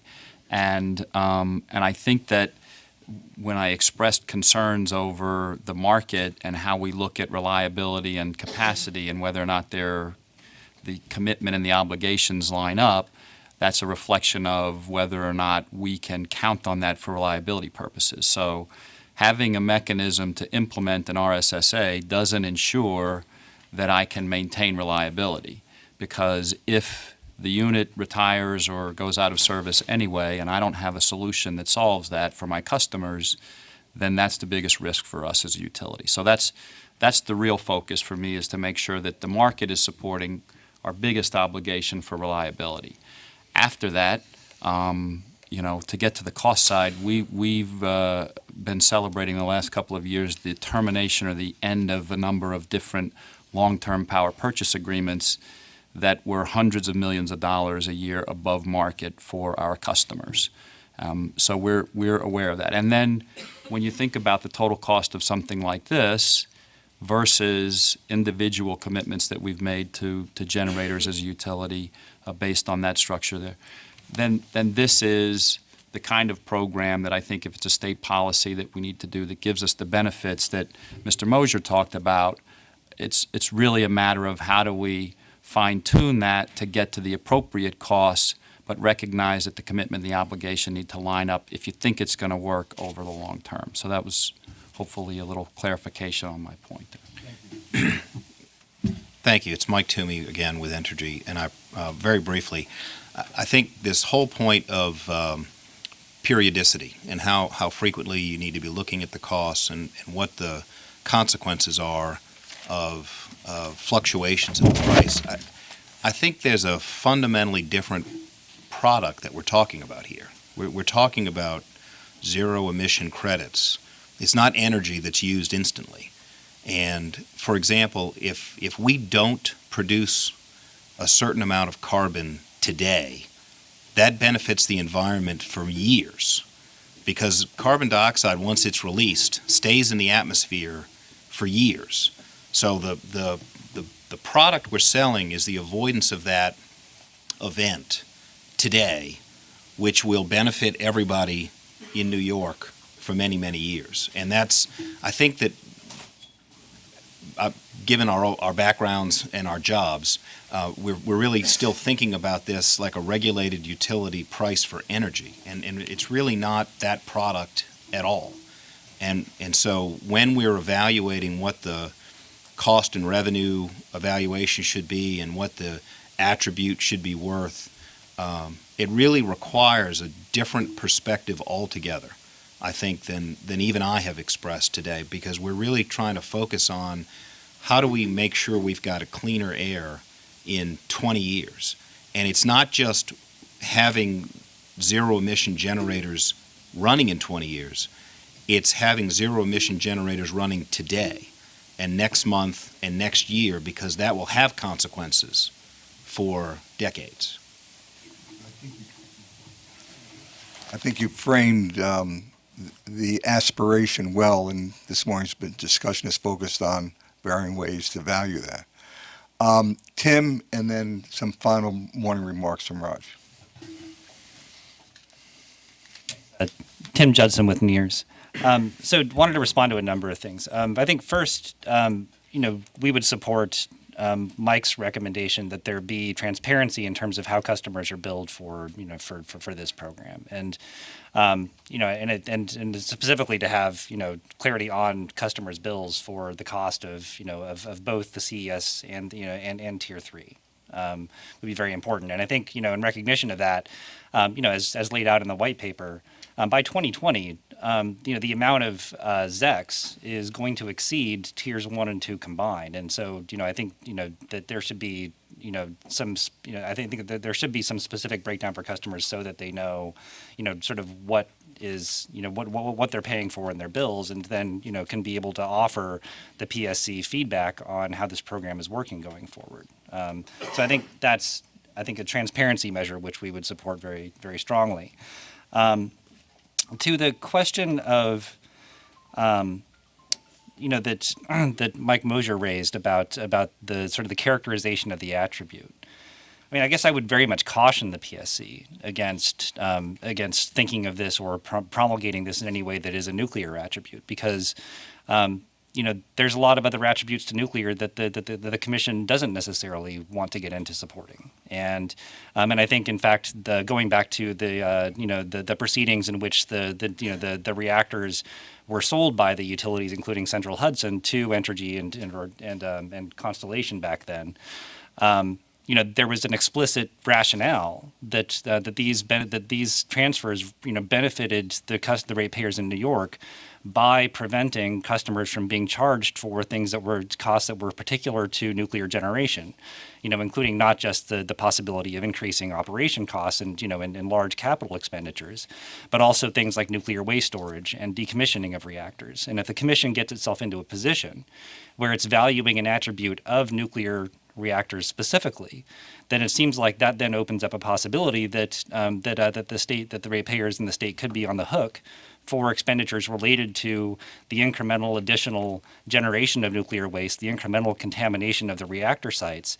And that's something that seems to be very much on the state's mind right now with respect to the leaks that are going on at Indian Point and the increased environmental costs of these facilities continuing to operate. Now, that said, I think, I would also we also had a concern, like what Joe raised about ways in which, in reviewing the specific costs of this program going forward, that there could be potential for conflict with the NRC's, sort of nuclear safety authority that's sort of preemptive under the Atomic Energy Act. And, there needs, like I said before, I think there needs to be a way for the state to be able to evaluate the cost of this program versus alternative ways of meeting the same policy objective. And I would disagree that any decision by the state that a particular expense like a steam generator replacement would not be justified in being made by the PSC. I mean, I think utility regulators have frequently made the decision that a certain cost for a major maintenance expense at a reactor wasn't justified. And in fact, the state justified the closure of the Shoreham reactor based on something that really wasn't even a maintenance need at all. It had to do with an assessment of the impact of the plant. But for instance, we've seen even just most recently in California with the California PUC's decision not to allow the cost recovery of repairs at the San Onofre plant. That was a completely valid decision that was made by a state utility regulator over what were valid costs. So I think that the PSC should be attentive to not sort of getting into conflict with NRC sort of preempted territory, but that cost review of this program going forward would still be well within the PSC's jurisdiction. I would also sort of have some additional input as to the characterization of what drives the cost increases of these reactors. And on the one hand, it's undeniably true that the regulations change over time, and that there are costs incurred with that. I don't think that any one of us would be in a position to say that post Fukushima, that a review of the safety regulations at the NRC wasn't warranted, and that in fact that additional requirements would incur costs, and that's a normal part of operating a nuclear power plant. I think the reality is that that the cost increases on these particular on the units in New York and that are going on across the country are not solely due to regulatory changes. For instance, if you look at just the cost profile of the reactors in New York, Fitzpatrick, when it was sold to Entergy in 2000-2001, was sold with a 10-year PPA that was priced at $32 a megawatt hour. Now, I assume that Entergy negotiated that PPA on the basis of what they thought would be a profitable rate for the commodity that they were selling, to NYPA at a going forward basis for that period.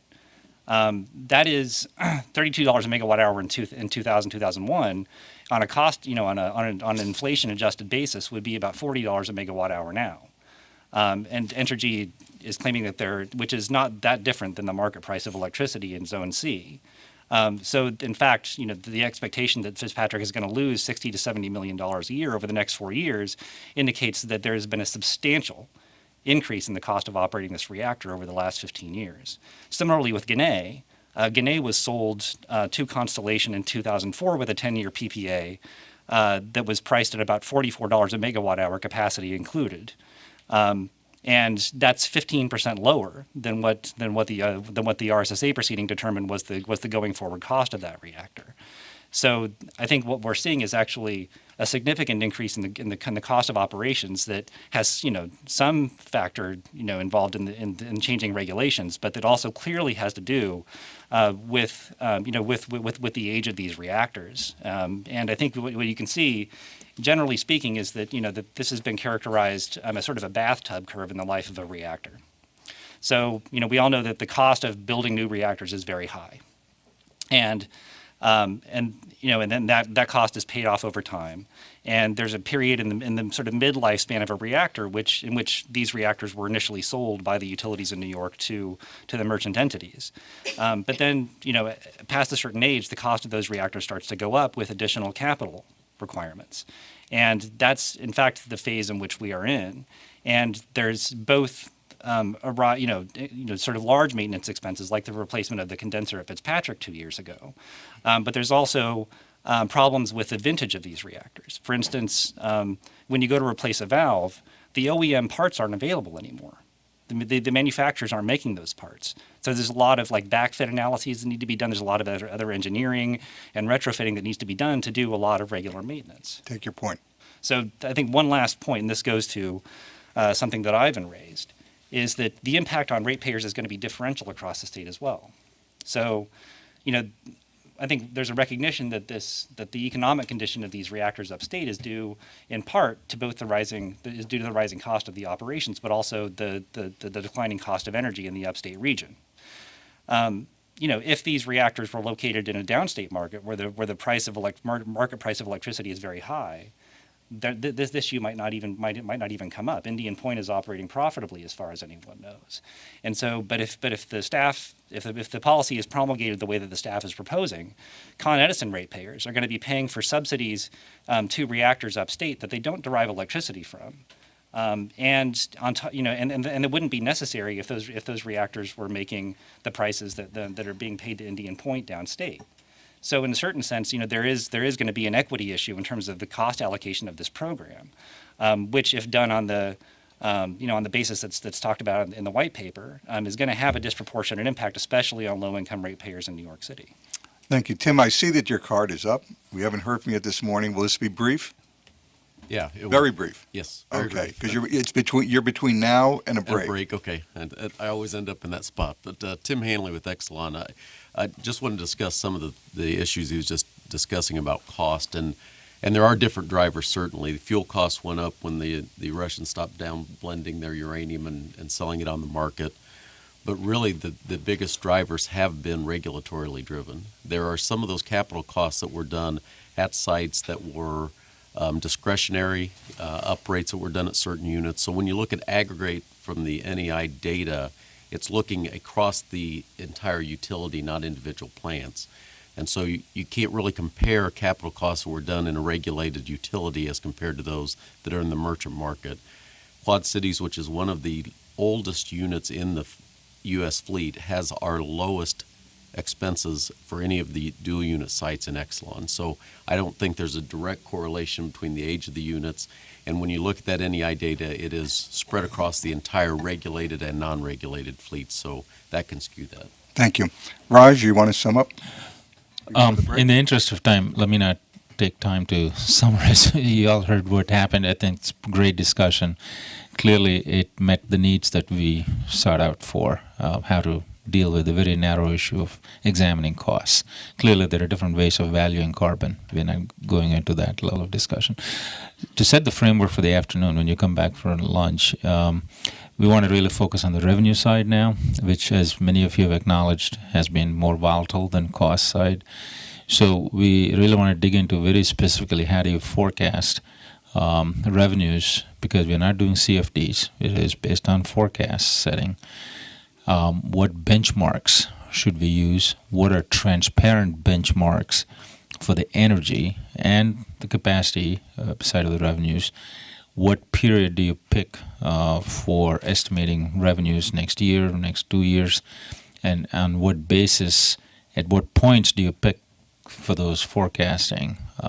So those are the kinds of things we want to get into on the revenue side discussion, and then finish up with ACP determination calculation issues for the afternoon. I expect perhaps another hour and a half, 2 hours for the revenue side of the discussion. So we're going to notify the affiliates we'll be running a little bit late today. According to the agenda, why don't we reconvene at 1:45, give everybody a chance for a fast lunch. Thank you.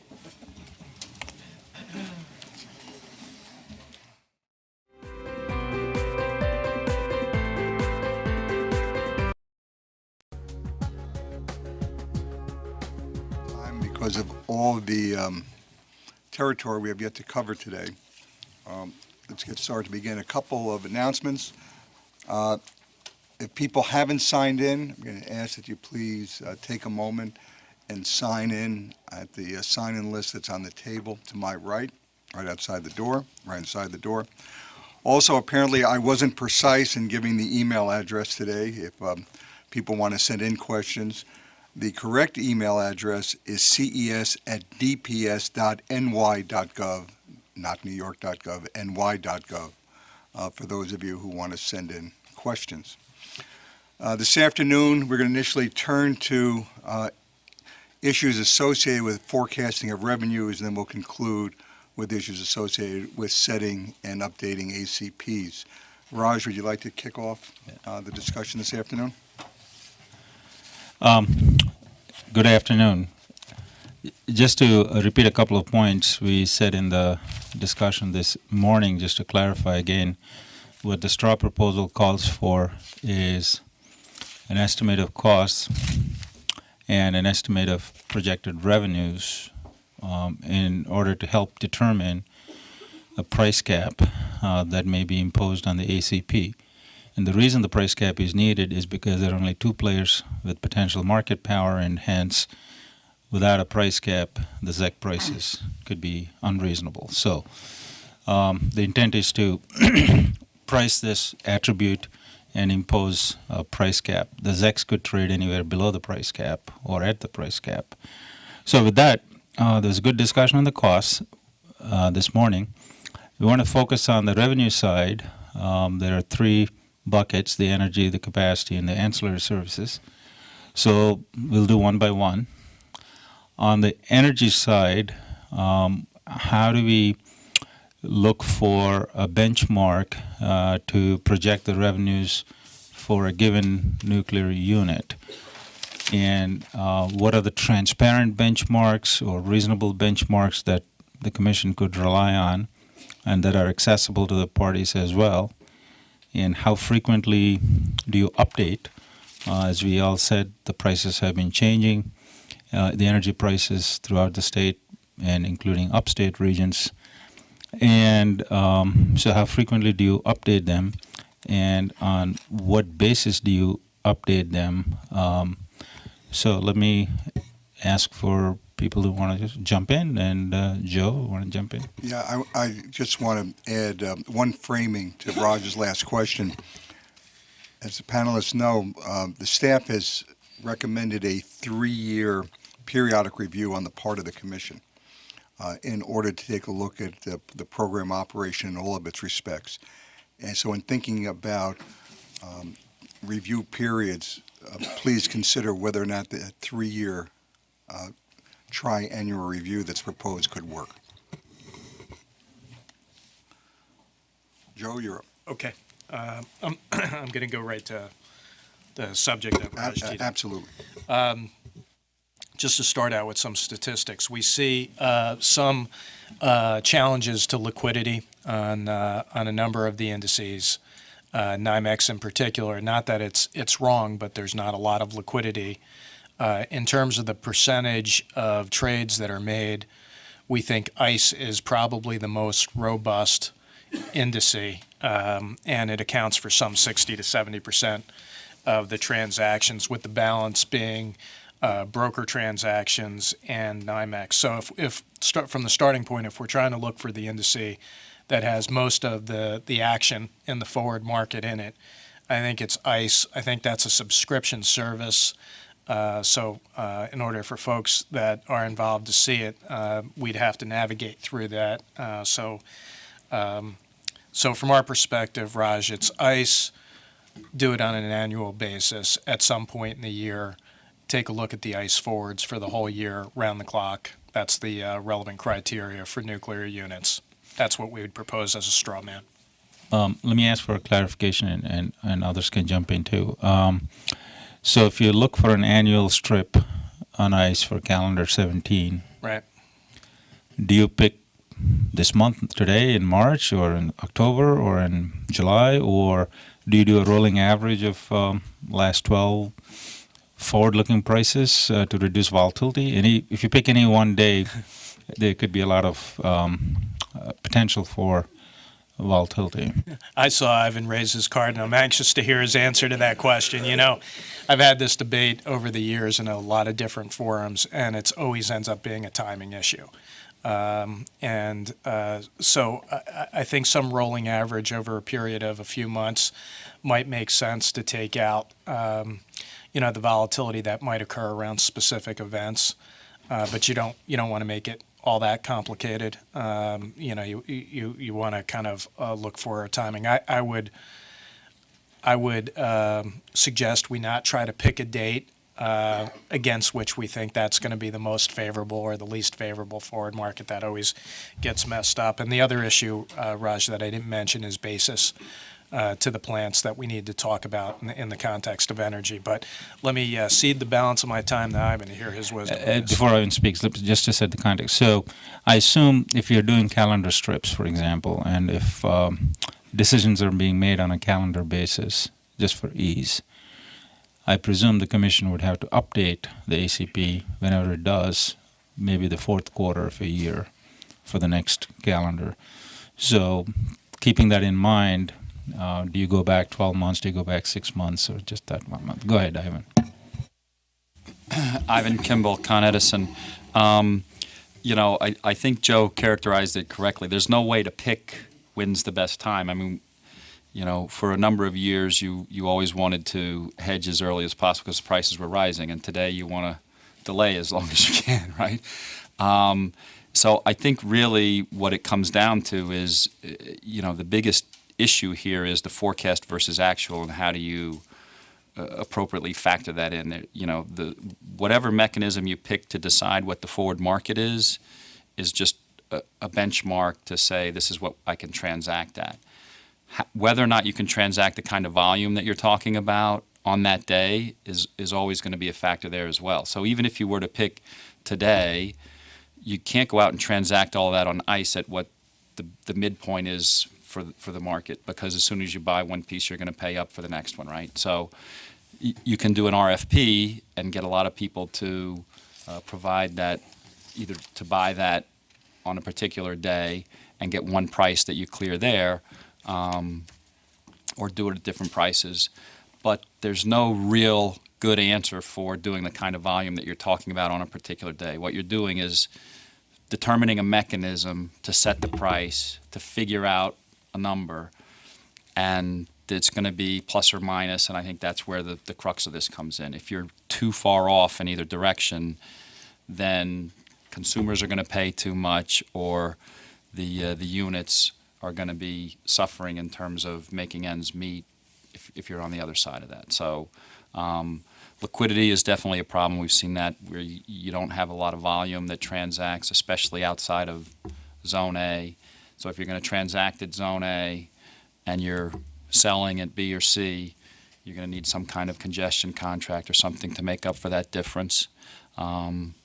And then capacity is a whole nother animal. We'll stick get with there. energy, but David, then Tim. Yeah, before you go to David, just so Ivan, on that point, clearly if the actuals are different from forecast numbers, you could be in or out of the money. Would an LSE could also hedge energy at the same time, so he's locked in, and the seller could also do the same thing. But are you saying there's not enough volume to do that? Would this create a new market to begin? Well, it depends. So Joe talked a little bit, and I don't know what the various books are, and we have a mix of what we do over the counter versus, bilaterally.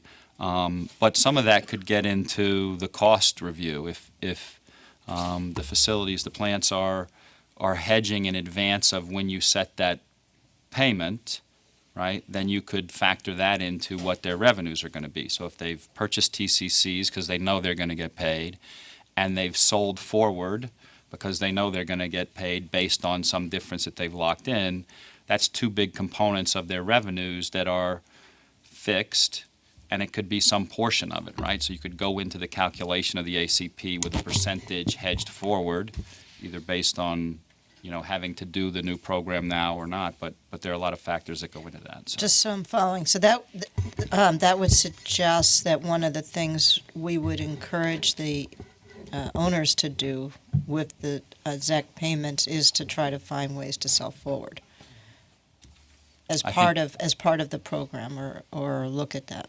Yeah. So today, the challenge on either side is what Raj's question got to originally on dollar cost averaging, trying to maximize returns. So minimize cost for customers from my side, maximize returns for the generators. But the counterbalance is the certainty piece of it, right? So if there's an incentive in the program that if they can have some revenue certainty that there's going to be this additional payment to keep them viable, then that would be a trade-off, right? So they could then, depending on what their program is today for hedging forward and what their incentives are, it might change, or it might be part of the stipulation that they then implement that kind of program going forward. Just to follow up on the chair's question and your comment, Ivan, should we look at revenue forecast based on just the benchmark, or inclusive of any hedges they made? And to the extent the hedges are in the money, it's good for the consumers. If the hedges are out of money, then it'll work against the consumers. So should it be purely based on a benchmark, and irrespective of whether they hedged or not hedged? I think that question and the answer are going to be really closely tied to looking at what are the outcomes for periods where you don't have that hedge in place, and and what are you doing for reconciliation forecast to actual. So you have something in place today. That's really the question for existing hedges and whether or not customers pay additional for that. But going forward, if you think about for 18-19, they don't have anything hedged potentially for that period. The question is, do you want to pay the premium for the uncertainty for that forward commitment on a continuous basis, or are you willing to lock that in and be a little more certain about what your payment is and cost of service? So. Tim?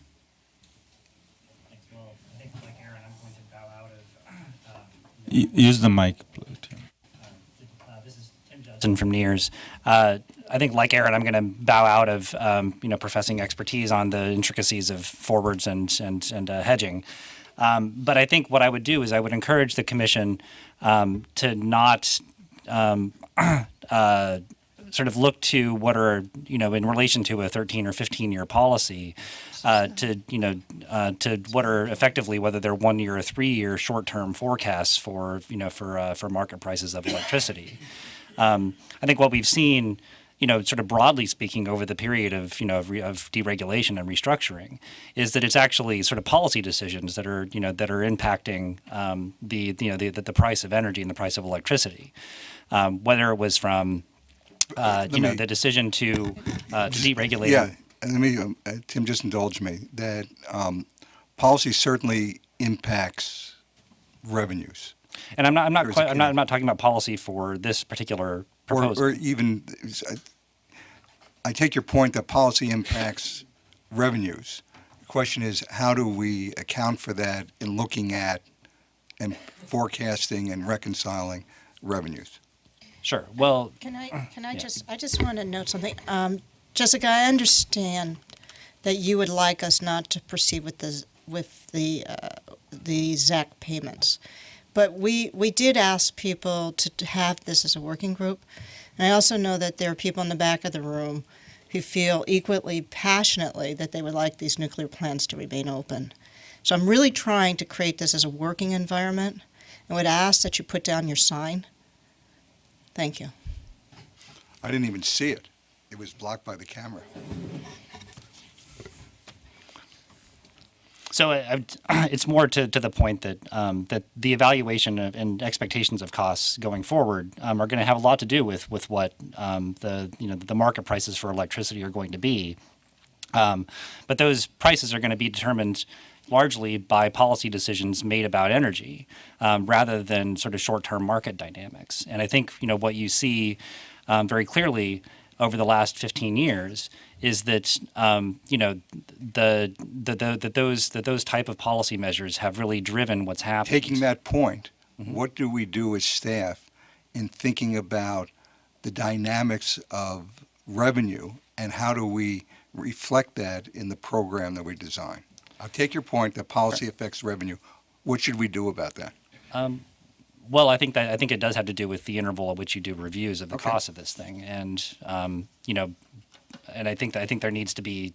But I think in terms of thinking about how the program is structured, this is, as I understand it, a policy about long-term policy objectives rather than rather than sort of short-term interests.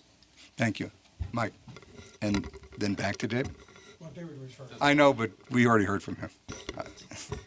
Well, I just wanted to address a narrow point that Raj had asked about.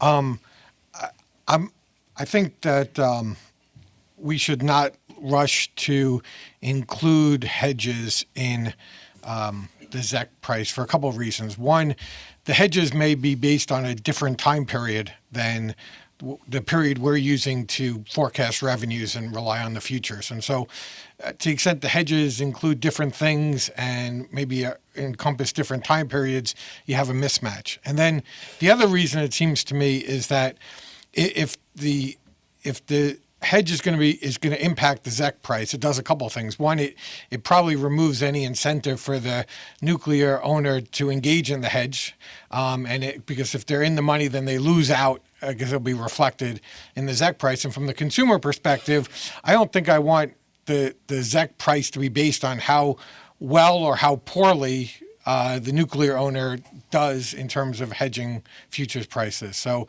on that narrow point, I think I'm inclined to say it should not impact the price.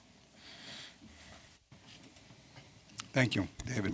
Dave Kmitchik from NYSEG and RG&E. Just back to the point about how to average the price, and this is based really on setting the target, the ACP, not necessarily whether hedges are involved. You know, we've in the past used processes like where you do like an averaging over a number of days ahead of when you set the price. So one thing you could do is do like a 20-day average of the closing prices for the ICE contract, if that's what you want to do. Joe's right, it is a subscription service, so that could present problems. And then Joe also mentioned the basis difference. One way you could value the basis difference is there's posted prices that the ISO has for these generator buses. You can do an average historical basis between the difference between the traded price in the zone and the generator bus and come up with a way to value that difference between the forward market and the actual bus price of the generator. So could you also do the same thing on a weighting, as I was interested in Ivan's point, in terms of the fact that you're going to have different forward prices, obviously, by zone? So you could weight that as well? You could do it that way if you wanted to, but if your basis is based off of a traded liquid forward zone, you only really need to do it off the one zone. And you could probably pick the generator that's closest to that bus price, but they're all, you know, the prices are all related to one another in the ISO market. So you can, I would, you know, like a Gannett plant or a Fitzpatrick plant would be off of a zone A as the typically traded price. So. Typically, could you give a feel, David? I think Joe mentioned it this morning, based on historical numbers, what's the basis roughly, the LMP Zone A versus the generator bus price? It's going to vary. You mean specifically to Gannett? Use that as an illustration. About 10% to the Zone A price, historical. And it would be a discount. 10% discount? Yeah. Okay. Is that consistent with your? It has varied, though, over the years, the basis differential. And you know, just from some numbers that we ran, it looks like anywhere from 13% discount in 2015, 4% discount in 2014, and a 6% discount in 2013. And that was the point about, you know, you could come up with, you could Some agree on average. some basis for determining over what period you would use those loss numbers. So.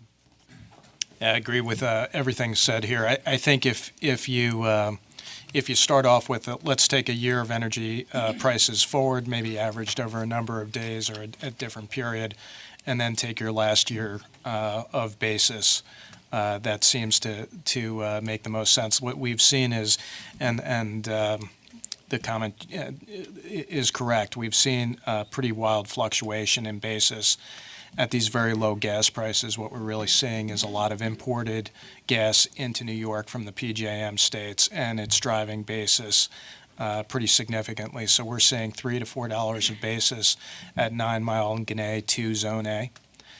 Negative prices that probably was $1 2 years ago, just to put it in numbers. Raj? Oh, okay.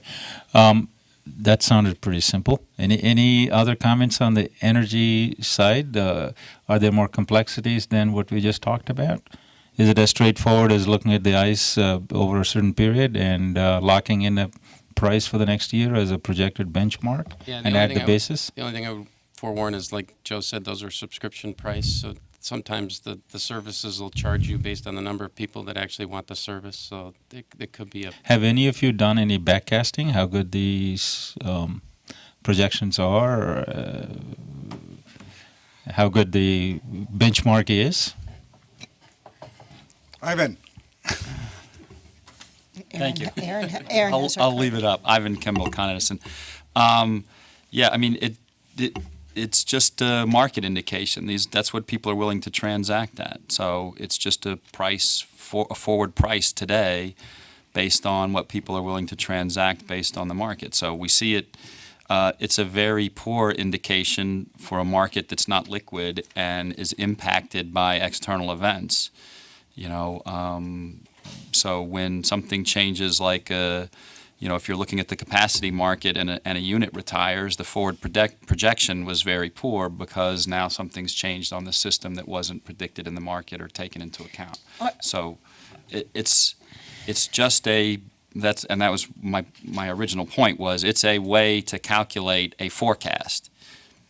You can look at how accurate forward markets have been, but it's just a matter of what people are willing to transact today on that particular market. It's not really a measure of how accurate it is going forward. Do you collectively think that we're sort of in a nascent stage of trying to figure out where gas prices are going to go?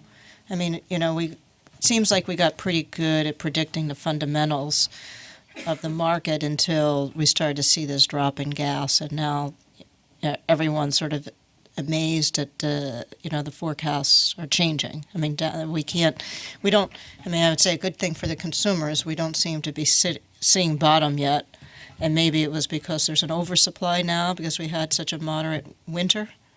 2014 wasn't that long ago when we saw the price spikes, but would you expect over time that we're going to see a lot better understanding of these fundamentals and what could drive them? I was just curious. Yeah, I would say, Mike Meager, I'd say no. I can firmly remember being, in this room arguing about long run avoided cost estimates in the early 90s that were wildly inaccurate based on oil price projections. And I think the market's always changing, and by the time we think we know it, something will happen that will show us that we were wrong again. Erin. Thank you. So, Erin Hogan, UIU. I think historically we've been focused on the relationship between natural gas and the fuel price, and it was appropriate. But, if we're moving this forward and we're trying and hoping we'll be successful in integrating renewables, there's another variable coming into play. And so at a certain point, in econometric models, we'll have, the relationship set up. But this is something that I think will take time to determine if it's still going to be natural gas that's the driver or if it could be renewables and the type of renewables. Because, as we experienced in the polar vortex in IP tripped, gratefully our wind output was amazing that day. And so to the extent those units are there and they can help with our fuel diversity, that could be driving the price as well. Dave, did you want to? Oh, no. Ivan. Ivan Kimball, Con Edison. Just personally on the gas side, I think the supply is going to be there. The resources are tremendous. The gas infrastructure is going to build out over the next couple of years, and you're going to have that. And so I think the downside of the market is going to be controlled by what it costs to get the gas out of the ground, and that's very cheap comparatively. So I think it's going to be a matter of when demand catches up and people start changing or use gas differently and drive it on the demand side, because there's a significant amount of supply. I don't think it's going to change just because they run out of storage this year. There's tons of gas in the ground, so it's not. I don't think it's a supply issue. Tim. And I think to that point, this is Tim Judson with NEARS. I think that the white paper actually anticipates some of that, right? I mean, the white paper talks about the DPS's demand projections, incorporating some sort of shifting, to electricity from fossil fuels for transportation and space heating. And while I think there is some sort of trepidation on a lot of people's parts about, what that means for market prices, what that means for electricity demand. I mean, one of the reasons that move is being contemplated is because the consumption of fossil fuels for those purposes are so much less efficient than using electric-driven systems for those things. And so, to the extent that that we're converting space heating off of natural gas and and fossil fuels to electric-driven systems, that's going to have a disproportionate decrease in the amount of natural gas that's consumed, even if you assume that all of that load is met is met through sort of natural gas combined cycle plants. Okay, unless there are more comments, we'll move to the capacity part. This is Mike Toomey. I mean, one thing, I think this falls generally within the scope, is that, instead of focusing on a short-term subsidy, which is not what we want to do, and creating a true clean energy credit that provides a sustainable approach and provides appropriate incentives for the owners of these zero carbon emitting resources, I think the focus needs to be on a market-based approach. I mean, Indian Point, for example, is operating under its existing license today. It is expected to operate under an existing license to 2033, 2035. The NRC has already received discussions from companies about another 20-year license renewal. So, for example, if the state of New York is interested in... Aren't you going to who's in, who's out? No, I'm getting into the point of long-term investment and getting the rules right, because what incentive do you want to have that causes us, for example, to decide to go for that next license renewal and be operating to 2055 if you're just approaching it as a short-term Band-Aid for volatile markets? So then applying that to this discussion, how should we be looking at the question of forecasting revenues? I think the forecasting revenues should be replaced by a market-based approach that focuses on carbon intensity of the generator, so that you are giving the right incentives to the generators that have to make 20-year, 30-year capital decisions. And that's what would be in the interest of reducing carbon emissions. I take your point and invite you to expand upon it in your comments. So before we start the capacity discussion, maybe one or both of you can give a feel, to put this in perspective, of your revenue stream. How much is energy versus capacity? 80 to 20, 90 to 10, dollar-wise? I'm not doing the calculation in my mind, but I would say 90 to 10 is probably in the right ballpark. Certainly no less than 80-20. Now, obviously, if we see a spike in capacity prices, we're certainly going to feel something different here. But for a baseload nuclear unit, it's always going to be predominantly energy revenue because we're running 24/7. And so if the average around-the-clock price is $31, you take a capacity price that's $3 or $4 on top of that. I'm just looking at what we're seeing in the market right now.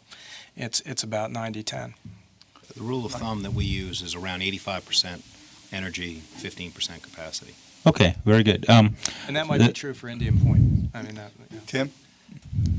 Yeah, Tim with NEARS. I was going to make that exact point. Actually, is that it varies quite a bit depending on which depending on which plant you're talking about and which capacity zone. And so I think as I think Central Hudson and some of the downstate utilities have pointed out, the new capacity zone for Indian Point has has a very different role to play than the capacity markets upstate.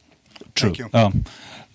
Yeah, I was just trying to establish that energy is the big stuff that everybody knows, but wanted to get a feel. On the capacity forecasting, which is more tricky, what's the status of any liquid forward markets on ICE or any place else?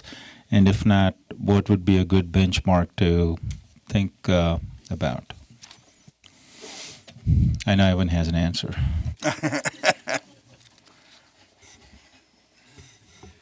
So, Ivan Kimball, Con Edison. So, one of the natural byproducts of a short-term NISO capacity market and lack of forward capacity market is nobody trades capacity because you can't settle it out that far, and there's no obligation for anybody to enter into that. We Con Edison ran an RFP in October for capacity out for 3 years as part of our supply plan as these long-term contracts rolled off that I mentioned, just for managing volatility of cost for our customers. But I'm not aware of anybody else that transacts out 3 years on capacity. I don't know that capacity even posts on ICE. You can see some of it on NYMEX, but it's very illiquid, and unless you're willing to do it bilaterally and you have the incentive, it's hard to mark as well. So without a market out there, it's hard to mark against. So that's one of the benefits of a forward capacity market is it's valued in the market, and the NISO would do that. So David? We see that there's some prices that trade on ice. We do see ice prices, but they only do go out about 18 months, give or take. So, but there are prices that are available on ice that you could use depending on the length of the term that you want to go out. So unlike energy, if you don't have liquid capacity benchmarks, what would be an alternative to estimate capacity revenues? Joe? Then Ivan. I think, depending on when you do this in the year, when you do your forecasting, you are going to have some visible forward price, right? So if you're at the back end of the year, you're going to have the winter procurement that is going to have been done. So you might have 4 months in the bank of actual fixed future prices. And then for the balance of that year, I think it's, for the summer capacity, it makes sense to us to look at the prior year. So, the theme here for us is wherever you could get a decent forecast with some liquidity in the forecasting tool, use that forecast. But if you can't, the default should be what the previous year's numbers were. And this is going to change over time, but it'll true up over time as well. There are going to be pluses and minuses over the years, but both the consumers and the companies are going to get those pluses and minuses. How much variation is there on year over year on capacity prices in the market? Unless you have major retirements, seems like there's not that much variability. It harkens back to the earlier conversation because it could be, significant change in the capacity price, but from the revenue of the nuclear plant, the capacity slice is very small. So even if it's moving $1 or $2 kW month, it's not making a big difference one way or the other. So that would suggest if it's a relatively small portion of the overall revenue pie, unlike energy, if we were to take a look at historic capacity and use that as the proxy for the forward, that could be something you could get comfortable with. Ivan. I was just going to say, I think the chair's right that there isn't a huge year-to-year swing. I mean, I think the demand curves, we set them 3 or 4 years in advance. There's minor variations that way. Load doesn't change that much from year to year. So the biggest driver, I think, is retirements or the introduction of a new plant. And so, if you knew you were having a major facility coming online in the following year, then I might be less comfortable using a completely historic capacity price from the prior year. Ivan, Mike. I essentially was going to say the same thing that Mike just said, that you have you can lean off of that. So, Mike. And I would just say that you'd also have to decide whether or not there was a new capacity zone that was triggered, and whether there will be rules in place to eliminate a new capacity zone, and whether there could be price convergence with the rest of the state even after you've eliminated the zone. We can only pray about the latter. We can pray about it, but we saw a significant increase in capacity prices. So if there is a new deliverability test that triggers the formation, you can see significant increases in capacity prices, which changes the ratio between energy and capacity revenues to a generator. At the risk of sort of going backwards one step on the energy side, quick question and any comments. Besides ICE, you have the ISO economic planning process that projects LMPs out the next 10 years, 20 years.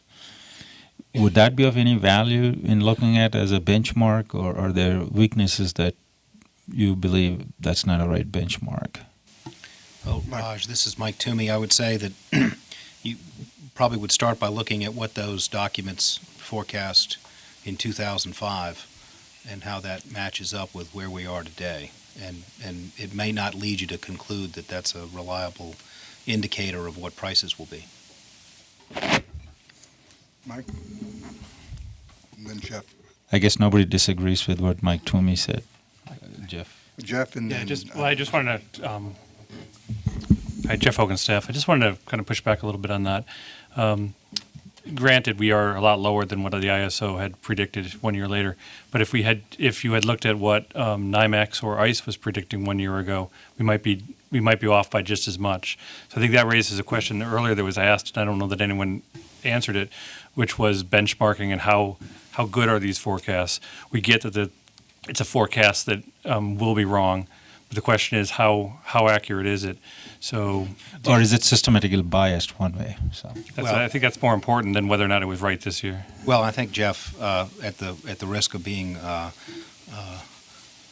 overturned by the chair for being out of bounds, I think that point you just made is exactly why it should be market-based and not benchmarked, because it will be wrong. That's our perspective. The other concern I have about the CARIS figures is that it's not like the NISO as an independent entity goes and does it entirely on its own. It's really a product of the NISO collaborating with stakeholders. And the idea of this having real direct economic impacts on costs that customers have to pay and thinking about what those stakeholder meetings would then be like is not attractive to me. Because it was brought up, and Aaron, I mean, I think, just as sort of I know that we're not asking you to say, oh, we want to move forward with ZEC prices, but relative comfort in terms of looking at a cost-based approach as opposed to a market-based approach. Just as consumers, I am interested in your view since you represent consumers here. I think for ZECs, given the circumstances involved, it needs to be cost-based.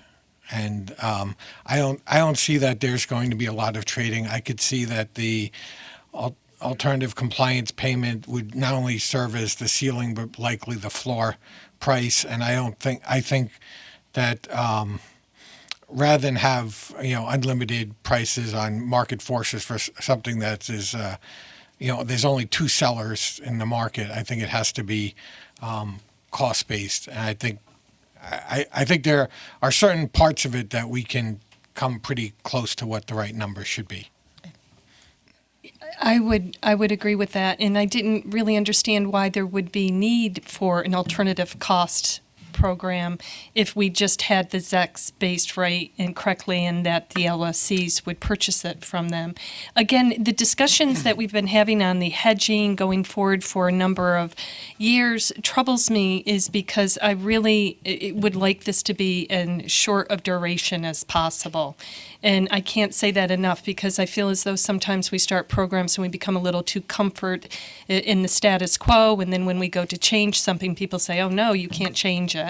And so I think it's important when hearing about the NYMEX and ICE, have no idea what ICE is that looking out 2 years or any duration, all this should be as short as possible. And I understand your perspective of trying to go out to 2050, and I think that would just be so imprudent for consumers to pursue anything like that, simply because we could have a huge technological advancement, and I hope we do, so that we're not putting in these long-term commitments to be paying something we no longer need. And so what I'm trying to understand is where we can strike a balance to get the assurance we have these valuable resources there to help with emissions, but at the same time, it's no longer than we otherwise need.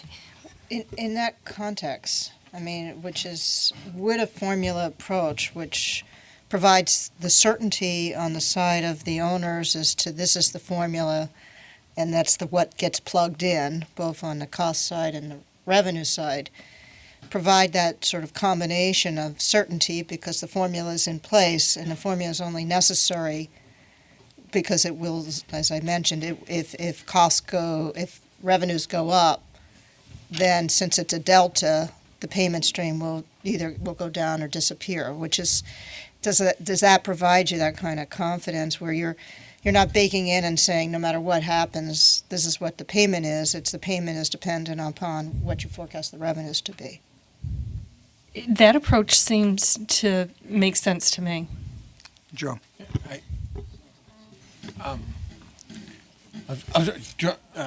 I was just going to respond to Jeff's question, which he's right, was kind of unanswered. I think, Jeff, the way I think about ICE is it's a representation of actual transactions. And in theory, it means that with that latest ICE strip that you see, if you could sell all of the energy that you have to hedge from the nuclear plant instantaneously the second that that strip comes out, then it works perfectly, right? Then if there was actual liquidity in the market to sell 1,000 megawatts of energy the day we got the ICE strip, then bingo, it's a perfect tool. The reality is we would move the market by trying to do that. And so this gets into the point I started with about the different risk adders. One of them is simply liquidity.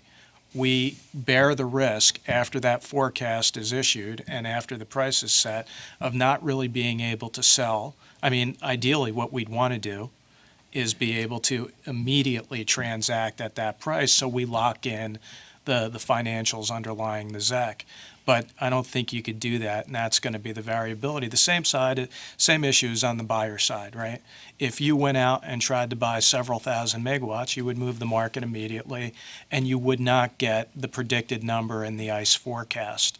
So understanding that as a starting point tells us this, that we've got to be careful about using the ICE forecast at any one fixed date, and you want to take an average of a number of days so that you're sure that there isn't some big transaction either on the buyer side or on the seller side that is changing the market fundamentally.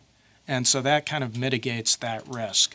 But otherwise, there's always, in my view, Jeff, going to be some risk that after you issue this forecast, you're simply not going to be able to make those sales immediately. And to us, that's about 25 to 50 cents a megawatt hour of risk. So when I talked about at the outset, we see $3 to $4 of risk, unit contingent risk. The other risk is this liquidity risk.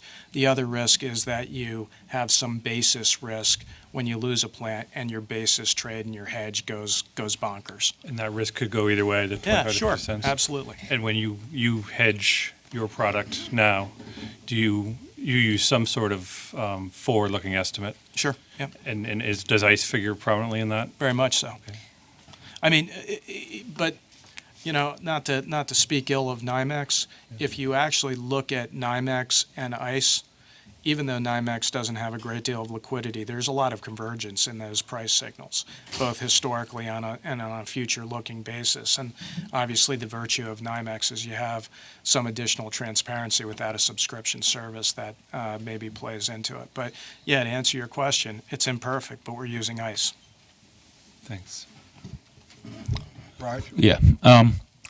So unless there are more comments on the capacity, on the ancillary services, is it worth talking about, or is it pretty small? I don't think it's worth talking about, Mike. I don't know if you... I agree with that. Okay. There's a consensus among both the owners. So let's pull this together, the revenue forecast. So we'll take the, let's say, illustratively, ICE benchmark for energy, maybe for the calendar. I'm using calendar as an illustrative, calendar next year. And instead of picking one date, some of you suggested maybe 20 days averaging, and I would go to maybe a few months of averaging just to reduce that impact. And then there's talk about capacity using maybe historical numbers partly and maybe the coming winter strip combined and add them up to get to expected revenue streams times quantity. So let's move to the ACP part. Just as a matter of curiosity, since ICE tends to be rather entrepreneurial in nature as itself. It's the Intercontinental Exchange. Would it be? I'm not asking you to speak for ICE, but it seems to me that if we asked them to develop a particular product for us in New York, there may be a possibility we could get something public, because they could, right? I would think that would be in their interest. I mean, I've never heard them shy away from creating a new market if they could. Yeah. Yeah, I had the same concern. You just want to make sure that this new product was sufficiently liquid for our purposes. Well, actually, I'm thinking if they could create a derived product out of what would be otherwise a subscription, so we could make it public, then maybe something they can do if we ask them and tell them that would be a dilemma. But once they did that, they might find more users of their subscription service. Raj. It would be up to them to see Ivan. what we can do, solve that issue. So I guess maybe I was not clear in my understanding of your question. Are you were talking about the subscription service piece or like a ZEC product? Because when I think of ICE products, I think of the different types of commodities or markets that you're trading. I think it would be worth a conversation with ICE and say, here's what we're trying to do. We would certainly like to use your forecast as a mechanism to set the ZEC prices. What can you do for the state so that we can create as much transparency and potentially a tradable product, and see what they come up with as a potential problem solver? Yeah, I mean, the What software suppliers and entrepreneurs are always willing to talk about what's available. Yeah. Right. Raj, you're going to take Okay, us into yeah, so let's pull this together. What we discussed this morning was the cost side of the equation. This afternoon is the projected revenues. And the ZECs, the LSCs have an obligation to purchase. They can purchase from these owners at any price they want. They can bundle it as they like. But if they don't want to purchase ZECs, or if they're short of their obligation, they would pay an ACP. And the ACP, given the consumer protection interest here, given the market power, has to have a cap. And so that's what we're focused on. How do we arrive at the cap? How does the commission arrive at a cap? And how periodically do we do it? So the construct is we will pull together these costs, examine the costs with the input of stakeholders for the next year or two or three, and then project what the revenues are expected to be based on these benchmarks that we discussed. And then we figure out how do we come up with the price cap, which is the difference between the two. Effectively, it's sort of a missing money kind of equation. But in addition to that element, the Commission can also use other elements of budget bounding approach, which is we cannot tolerate a consumer impacts of X% on a statewide basis. If this leads to X%, boy, that's way too high, and we need to minimize the consumer impact. So there may be a second metric, perhaps subjective, but based on consumer impact metric, the Commission could say it would be the lesser of the two, the consumer impact bogey or the ACP based on these cost and revenue metrics. So what are your thoughts on arriving at the ACP? Please, Ivan. I guess going back to some of the discussion we've had on the policy side, I would ask whether or how you're evaluating consumer impact. Is it just cost for ZECs, or is it total emissions I mean, what goes in the consumer impact bucket versus the value you get for your ZECs, and are we lining those up? And to me, that's the commitment and obligation portion that I kicked off with, is if there's a value for the consumers to acquire these attributes, then that should be considered as part of it. Now, I don't know, I'm not proposing how you do that, but I don't think you can just go to consumer impact on dollars if what we're really trying to address is emissions. You need to have a way to figure out what those are and line those up in the assessment, and not just, oh, well, we've added $10 more to consumers' costs. If we didn't have this, they're getting something for that apparently, right? So I think that's just something to keep in mind, is how we look at that. I think how we look at it will definitely be informed by the cost analyses and projections that come out, because I think right now we don't have any real feel for what this is going to cost. I mean, it's clear that both the RECs and the ZECs are being proposed to achieve a state objective, which is reducing emissions. The state also has other objectives, such as having competitive markets without intrusions. They also have a strong state objective of having affordable energy for consumers. And so at various points in time, these objectives conflict. And I'm assuming that the goal here is not to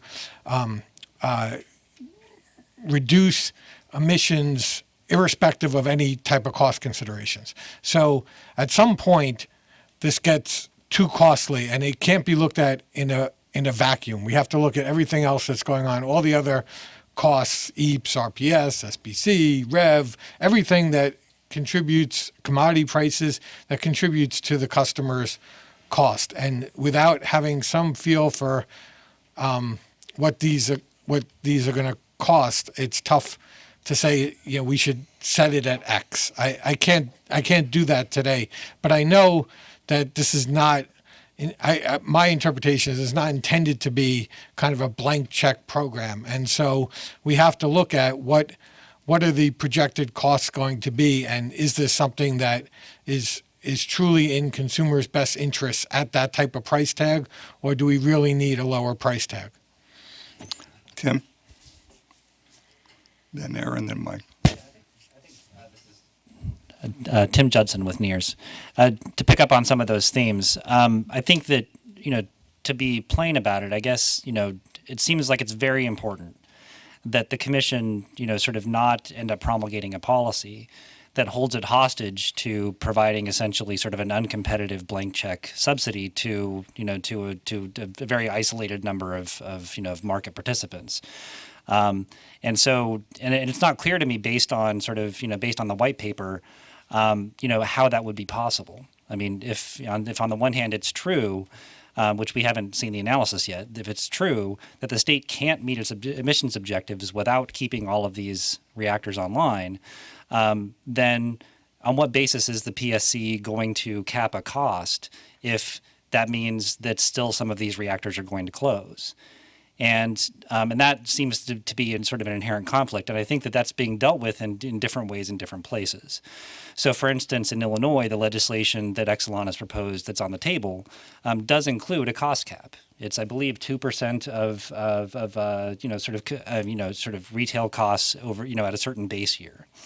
And that's estimated to result in a cost cap of, $300 million per year, roughly, for all 11 of Exelon's reactors in the state.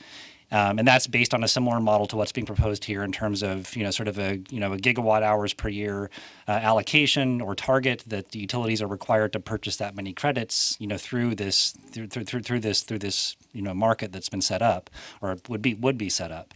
Exelon has also said that level of revenue would not be sufficient to prevent some of its reactors in Illinois from closing, and that other additional mechanisms are necessary. It seems like what's being proposed in the white paper is essentially, a kind of silver bullet approach to ensuring that reactors don't close, and that seems to potentially lock the commission into, like I said, an uncompetitive policy. So, sort of returning to so how you deal with how you deal with this in the policy. If there's a policy objective to be met, that is, a certain level of emissions reduction, and that this tier has something to do with that, then if reactors go offline, or if reactors are in danger of going off online, then there should be a consideration of how else we can meet that objective at a lower cost. I take your point. No, Joe, I'm sorry. Look, I think I actually agree with what's been said. There are a lot of different variables here. The one challenge, and this thought I had about a comment Tim made in the morning session, was when you try to put this on a customer's bill and say ZEX or REX, the renewable program, let me use that just so we're talking about something else, costs this much. What you're not considering is a lot of the other values that are gotten in terms of grid reliability, fuel diversity, the carbon attributes. We have no problem from an Exelon perspective putting this on the bill if we could fashion a bill disclosure that tries to measure all of those things. And it seems to me that the Brattle report that has been done looks at that issue. And one of the things, just very discreetly on the energy prices, is that it predicts that the value of the upstate plants, and I'm I'm including Fitzpatrick here, but not Indian Point, preventing the closure there would prevent an energy and capacity price increases of about 7.45%. That's without including the jobs issues, the economic development issues, loss of tax base, and without including anything for carbon. So I think there would be value as we look at the cost side of this equation to keep in mind what a lot of the folks here have been talking about, that this is a more complicated issue than just the cost of the ZEC or the REC. That said, I find myself in agreement with Tim that you want to, at least in the early going of this program, have a trajectory so that customers aren't confronted with a whole big new charge in the first instance. And that's precisely what went into our thinking in Illinois, that there had been, but the difference between Illinois and New York, quite frankly, is that for other programs like the renewables programs, like for energy efficiency, like for Illinois' clean coal program, they all had 2% cost caps. So there was some consistency from our perspective in how the nuclear issues were being dealt with in Illinois. There's a different consideration here because you don't have those explicit cost caps in other programs, but it seems to me that if there's a thought here to create a transition plan, a glide path to compliance, and to try to ensure that we don't get in a situation where we're going to pay to keep nuclear plants open, regardless of what their ultimate costs would be. A consumer cost cap would make some sense. Mike? Just very briefly, I just wanted to thank the chairman for inviting us to participate today. And I think the complexity of the issues, both on the cost side and the revenue side, they're very serious and important issues raised by the load-serving entities as well as those representing the consumers. I think you've heard a mix of legitimate concerns about the structure of this program and how to strike the appropriate balance of multiple state objectives.